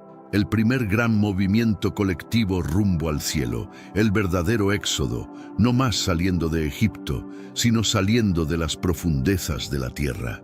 Ellos no más habitarían el lugar provisorio, sino que entrarían en el lugar eterno. Hebreos capítulo 9, versículo 12, afirma que Jesús entró en el lugar santísimo una vez para siempre, no con sangre de machos cabríos y becerros, sino con su propia sangre, y obtuvo eterna redención. Y con él entraron los que habían creído antes de la cruz. No hay descripción detallada de cómo este momento se dio. La Biblia preserva el misterio, pero lo que está claro es que la liberación fue completa. El dominio de la muerte había sido roto por dentro, y los que antes esperaban ahora podían ver el rostro de Dios, no más a distancia, no más por fe, sino en plenitud. La gloria de este evento es tanta que resuena aún hoy, porque si los justos del pasado fueron libertos y conducidos al cielo, los justos del presente no más pasan por el mismo camino. Lo que antes era una espera, ahora es acceso inmediato. Pablo, escribiendo a los Filipenses capítulo 1, versículo 23, dice que desea partir y estar con Cristo, lo que es incomparablemente mejor. El camino está abierto, el paraíso fue elevado, la morada de los justos está con el Señor. Pero ese no fue el fin de la jornada de Cristo.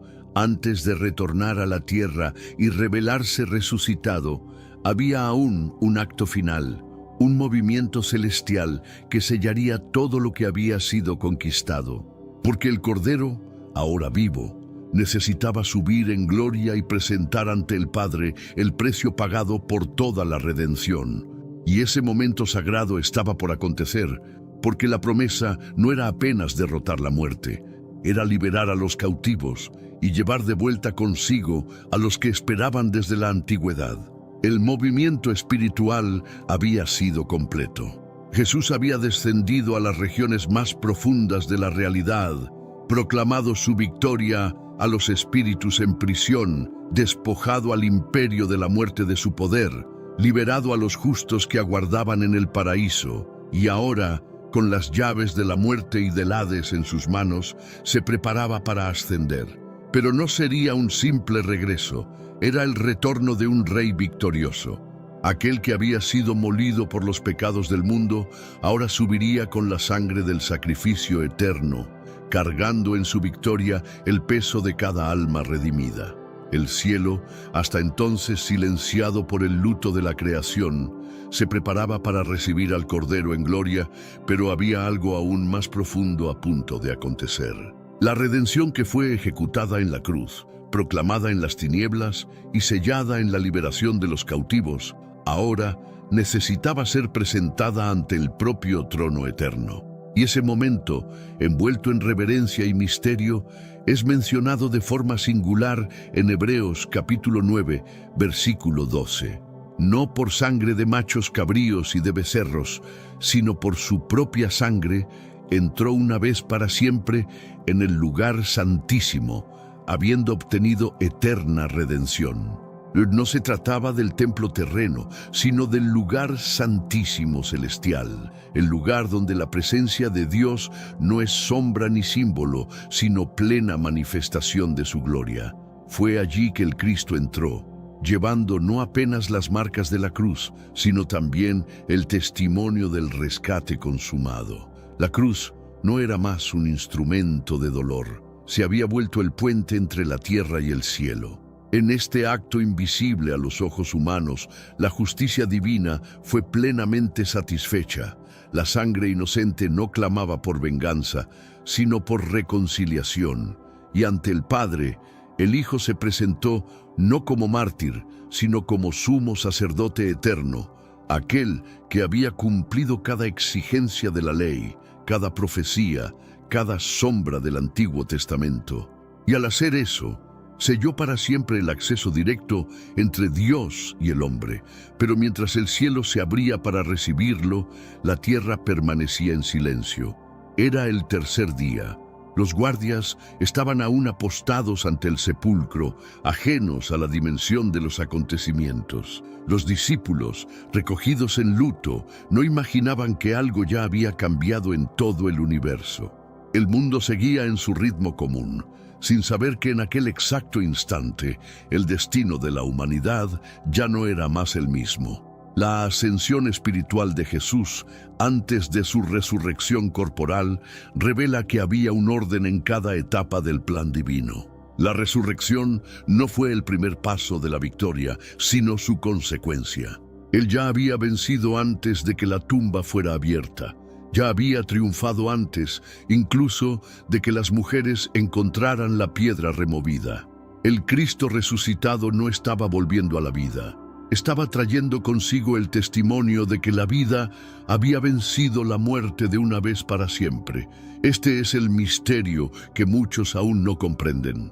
La victoria de Cristo no comenzó en la mañana del domingo. Se inició en el momento en que entregó el Espíritu al Padre y recorrió los caminos invisibles de la redención con autoridad plena.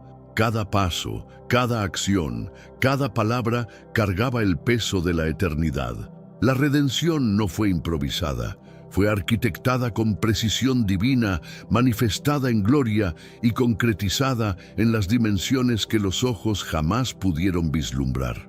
Pero aún ante esta grandiosa revelación, muchos aún no perciben lo que realmente aconteció. La cruz es vista apenas como símbolo de sufrimiento. El sepulcro vacío es celebrado como milagro, pero sin el entendimiento de aquello que antecedió su apertura. Y la ascensión, muchas veces tratada como un simple retorno a los cielos, carga en sí el peso de toda la reconciliación entre el Creador y su creación. El velo no apenas se rasgó, fue retirado.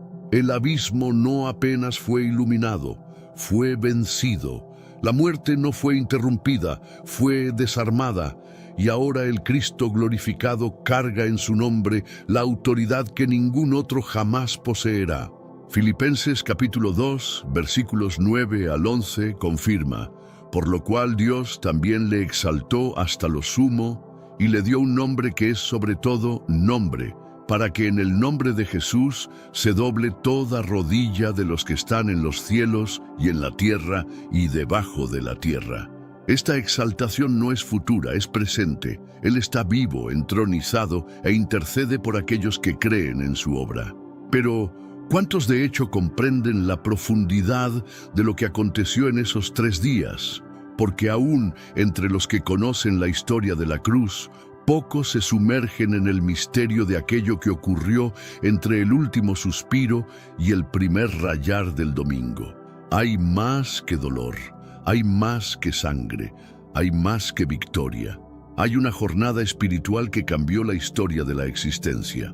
Y tal vez, aun después de todo haber sido consumado, el mayor silencio no haya sido el del sepulcro, sino el de aquellos que aún no entendieron lo que de hecho aconteció allí. Durante 3 días, Jesús no apenas estuvo muerto. Caminó por los corredores invisibles de la eternidad, atravesó dominios desconocidos al mirar humano, quebró cadenas antiguas, proclamó su victoria ante las tinieblas, liberó a los cautivos y abrió un camino que antes era imposible de ser transitado. Él hizo todo eso por amor, un amor tan profundo, tan incomprensible, que no se limitó a morir en nuestro lugar, sino que eligió descender hasta lo más íntimo del dolor humano para garantizar que nada, absolutamente nada, pudiera separarnos de Dios nuevamente. Esta jornada, marcada por silencio y gloria, aún resuena, no en palabras grandiosas, sino en el corazón de aquel que cree. Lo que Él hizo en lo invisible cambió lo visible. Lo que conquistó en silencio grita dentro de nosotros como esperanza viva. No hay más abismo que nos separe. No hay más condenación para los que están en Cristo. El velo fue rasgado, las puertas fueron abiertas, y ahora cabe a cada uno de nosotros dar un paso en dirección a esa gracia insondable. Si sientes que este no fue apenas un video, sino una revelación a tu espíritu, entonces es porque el Espíritu Santo te está llamando. Tal vez te hayas alejado, tal vez nunca hayas entregado verdaderamente tu vida a Jesús, o tal vez ya lo conozcas pero desees declarar nuevamente con fe que Él es tu Salvador. Este momento no es casualidad. Tu corazón está siendo tocado por una razón específica, porque Dios nunca hace nada sin propósito. Él te está extendiendo su mano, no con juicio, sino con misericordia infinita. La misma gracia que operó en aquellos 3 días silenciosos está disponible para ti ahora mismo, esperando transformar tu historia. No importa cuán lejos hayas caminado, no importa cuántos errores cargues en tus espaldas, no importa cuán indigno te sientas. La obra de Cristo fue completa, perfecta, suficiente. Su sangre no apenas cubrió algunos pecados, los borró completamente. Su resurrección no apenas venció la muerte física, quebró toda maldición, toda atadura, todo poder que pudiera mantenerte en cautiverio. En este instante, mientras estas palabras penetran tu alma, el cielo está atento. Los ángeles aguardan tu decisión, no para juzgarte, sino para celebrar contigo. Porque hay más gozo en el cielo por un pecador que se arrepiente que por 99 justos que no necesitan arrepentimiento. Tu decisión importa eternamente. Tal vez has estado buscando respuestas en lugares equivocados, llenando vacíos con cosas que nunca pudieron satisfacer verdaderamente. Tal vez has construido muros alrededor de tu corazón, creyendo que protegerte era la única manera de sobrevivir. Pero Jesús viene a derribar esos muros, no para exponerte, sino para sanarte.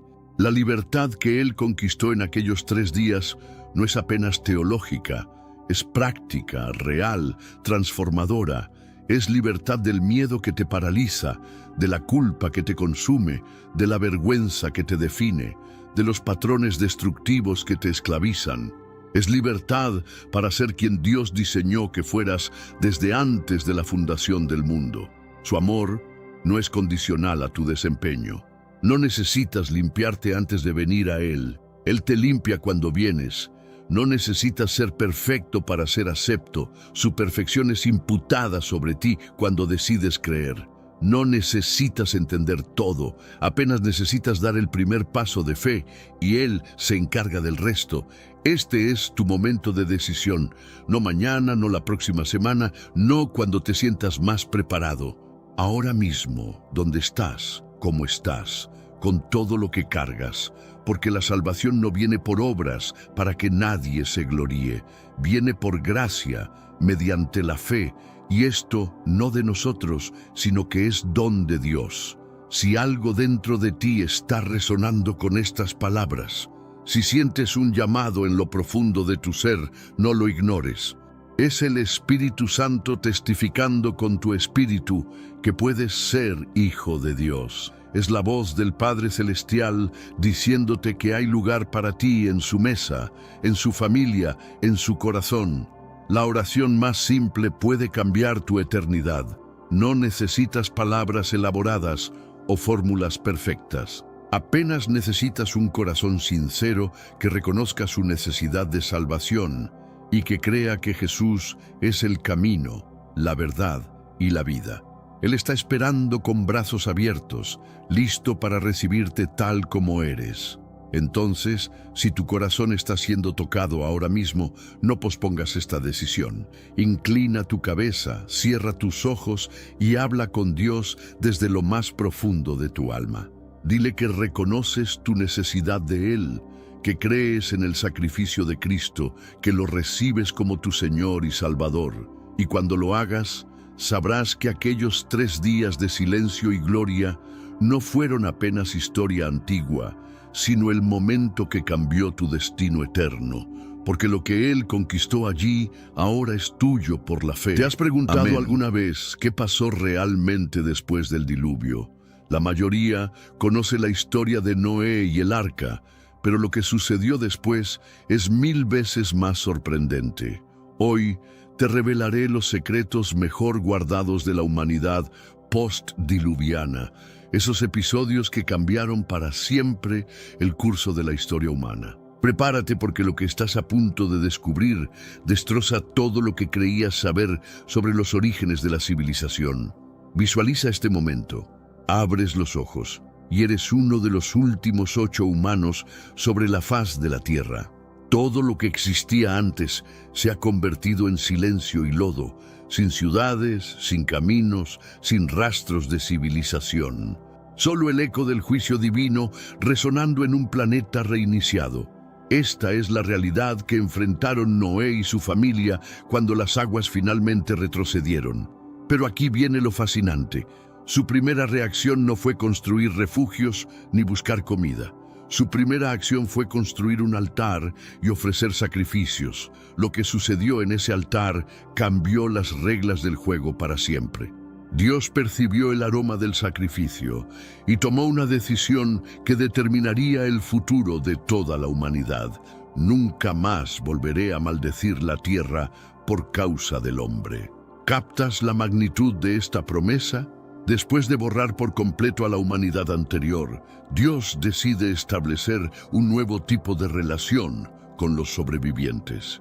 No era solo perdón, era una renovación total del contrato entre el cielo y la tierra.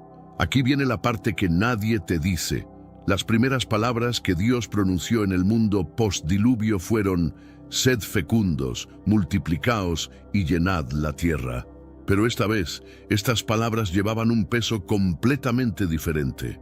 No era simplemente una repetición de lo que le había dicho a Adán. Era una segunda oportunidad para la humanidad, pero ahora con la experiencia del juicio grabada en su memoria genética.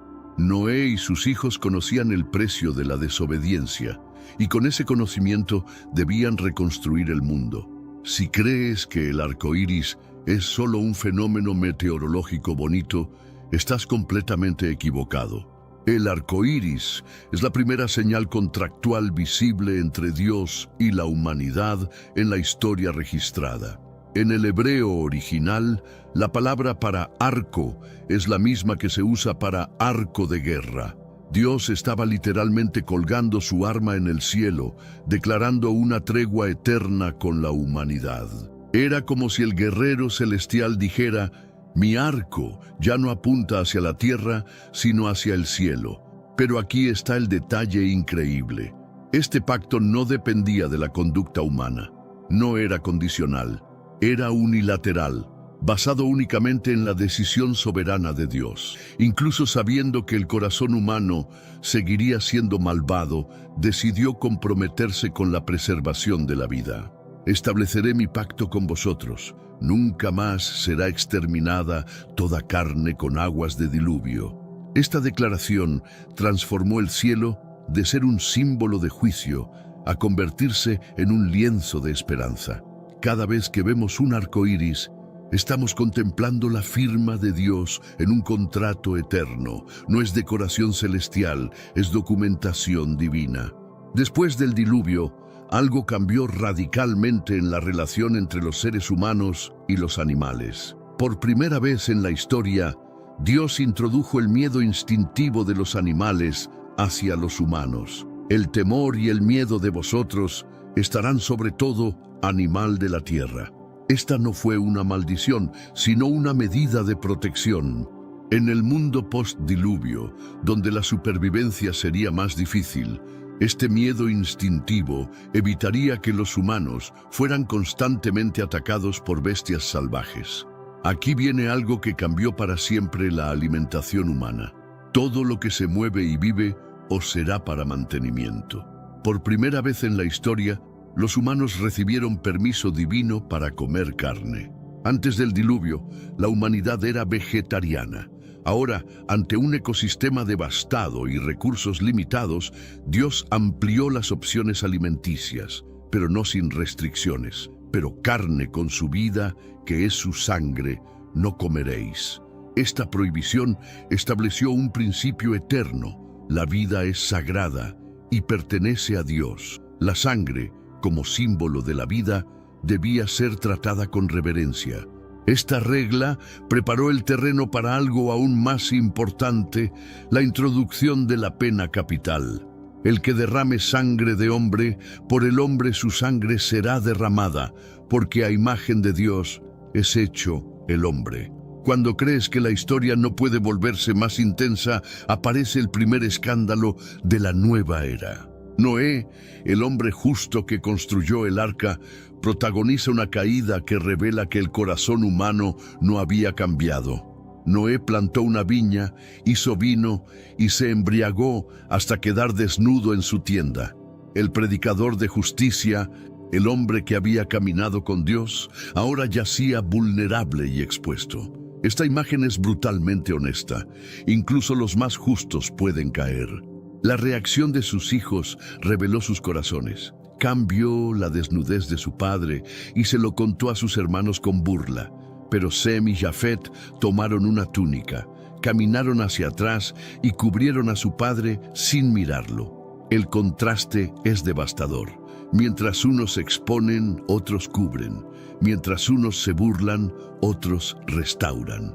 Esta diferencia determinaría el destino de naciones enteras. En este mundo actual, vemos cada vez más personas yendo en contra de los principios tradicionales, y parece que lo inmoral está cada vez más presente. Es común sentirse desorientado y sin rumbo. Sin embargo, aún existe un camino para recuperar la verdadera esencia y restablecer los principios éticos en nuestra rutina diaria. Si te sientes perdido en medio de la confusión y deseas más claridad, tenemos algo especial para ti, un recurso creado especialmente para ayudarte a comprender el significado de estos desafíos actuales y enfrentarlos con sabiduría y valentía. Este es el verdadero valor de Caminos de la Revelación, descifrando la Biblia por completo, un camino hacia la claridad y la serenidad a través de sus enseñanzas. Lo mejor de todo es que está disponible ahora, como un regalo, en el primer comentario fijado. No pierdas esta oportunidad de transformar tu vida y descubrir el propósito genuino de estos desafíos. Ahora volvamos al tema principal del vídeo. Cuando Noé despertó y entendió lo sucedido, pronunció una maldición sobre Canaán, hijo de Cam. Maldito sea Canaán, siervo de siervos será a sus hermanos. Esta maldición profética se cumpliría generaciones después, cuando los cananeos se convirtieran en enemigos del pueblo de Dios. Lo que comenzó con 3 hombres se transformaría en la diversidad cultural y étnica de todo el mundo conocido. Génesis capítulo 10 nos presenta la Tabla de las Naciones, el primer mapa etnográfico de la historia. Jafet se convirtió en el padre de los pueblos del norte, poblando regiones que más tarde conoceríamos como Europa y partes de Asia. Su nombre significa ampliar, y exactamente eso sucedió. Dios amplió su territorio. Pero antes, comparte este video con alguien a quien aprecias. Nuestra misión más grande en la tierra es difundir la palabra del Señor. ¿Sabías que muchas personas carecen de conocimientos por falta de contenido adecuado? Envíalo a ese grupo de WhatsApp o públicalo en Facebook. Estoy seguro de que no te arrepentirás. Y si te gustan videos como este, comenta abajo, quiero más. Así sabré si realmente lo disfrutas y definitivamente traeré contenido nuevo similar. Cam se convirtió en el padre de los pueblos que habitaron África y partes del Medio Oriente. De él descendieron los egipcios, cananeos, cusitas y otras civilizaciones poderosas. Sem fue el linaje escogido, del cual descendieron los hebreos, arameos y muchos pueblos del cercano Oriente. Su nombre significa nombre o renombre, y no por casualidad. Dios eligió este linaje para transmitir su revelación. Aquí está el detalle fascinante. Dios quería diversidad, pero no caos. Permitió múltiples culturas e idiomas, pero todas con un origen común. La dispersión no fue castigo, sino parte del plan original de llenar la tierra. Cuando parecía que la humanidad había aprendido la lección, sucedió algo que demostró que la arrogancia humana no tiene límites. En las llanuras de Sinar, los descendientes de Noé decidieron construir algo que desafiaría al mismo cielo. Vamos, edifiquémonos una ciudad y una torre cuya cúspide llegue al cielo y hagámonos un nombre. Esta declaración revela el verdadero corazón del proyecto. No era arquitectura, era arrogancia. No buscaban alcanzar a Dios, sino reemplazarlo. Pero había otro motivo: para que no seamos esparcidos sobre la faz de toda la tierra. Estaban deliberadamente desobedeciendo el mandato divino de llenar la tierra. Querían unidad, pero una unidad sin Dios. Dios no destruyó la torre con fuego ni terremotos. Su intervención fue más sutil, pero infinitamente más poderosa. Confundamos allí su lengua, para que ninguno entienda el habla de su compañero. En un instante, lo que parecía invencible se volvió imposible. Sin comunicación, no había proyecto. Sin entendimiento, no había torre. La confusión de lenguas fue un acto de misericordia que evitó que la humanidad se destruyera en su orgullo. Así los esparció Jehová desde allí sobre la faz de toda la tierra. Lo que los hombres querían evitar se cumplió por intervención divina. La diversidad lingüística y cultural del mundo nació de este momento. Después de la confusión de Babel, cuando parecía que Dios había terminado con la humanidad como proyecto colectivo, sucedió algo extraordinario. En una ciudad pagana llamada Ur de los Caldeos, Dios encontró a un hombre dispuesto a escuchar. Vete de tu tierra, de tu parentela y de la casa de tu padre, a la tierra que te mostraré. Esta orden a Abraham fue revolucionaria. No le dijo a dónde ir exactamente, solo le pidió que confiara y caminara. Haré de ti una nación grande y te bendeciré y engrandeceré tu nombre y serás bendición. Aquí está el contraste directo con Babel. Mientras aquellos hombres querían hacerse un nombre, Dios le dice a Abraham que él le dará un nombre grande. Pero la promesa no terminaba en él. Y serán benditas en ti todas las familias de la tierra. Este es el corazón del plan divino, usar a uno para bendecir a todos. Y se fue Abraham como Jehová le dijo. Estas palabras simples encierran un poder extraordinario. Abraham no esperó confirmaciones humanas ni garantías visibles. Simplemente fue. obedeció, caminó. Incluso Abraham, el padre de la fe, cometió errores que casi destruyen la promesa. Cuando llegó hambre a Canaán, en lugar de consultar a Dios, decidió bajar a Egipto por su cuenta. Temiendo que lo mataran por causa de Sara, su hermosa esposa, Abraham le pidió que dijera que era su hermana. Técnicamente no era mentira, Sara era su media hermana, pero era una verdad dicha para engañar. Sara fue llevada al palacio de Faraón y Abraham recibió riquezas a cambio, pero Dios intervino enviando plagas sobre la casa de Faraón. El rey pagano terminó confrontando al patriarca. ¿Por qué me dijiste que era tu hermana? Abraham salió de Egipto humillado, pero no destruido.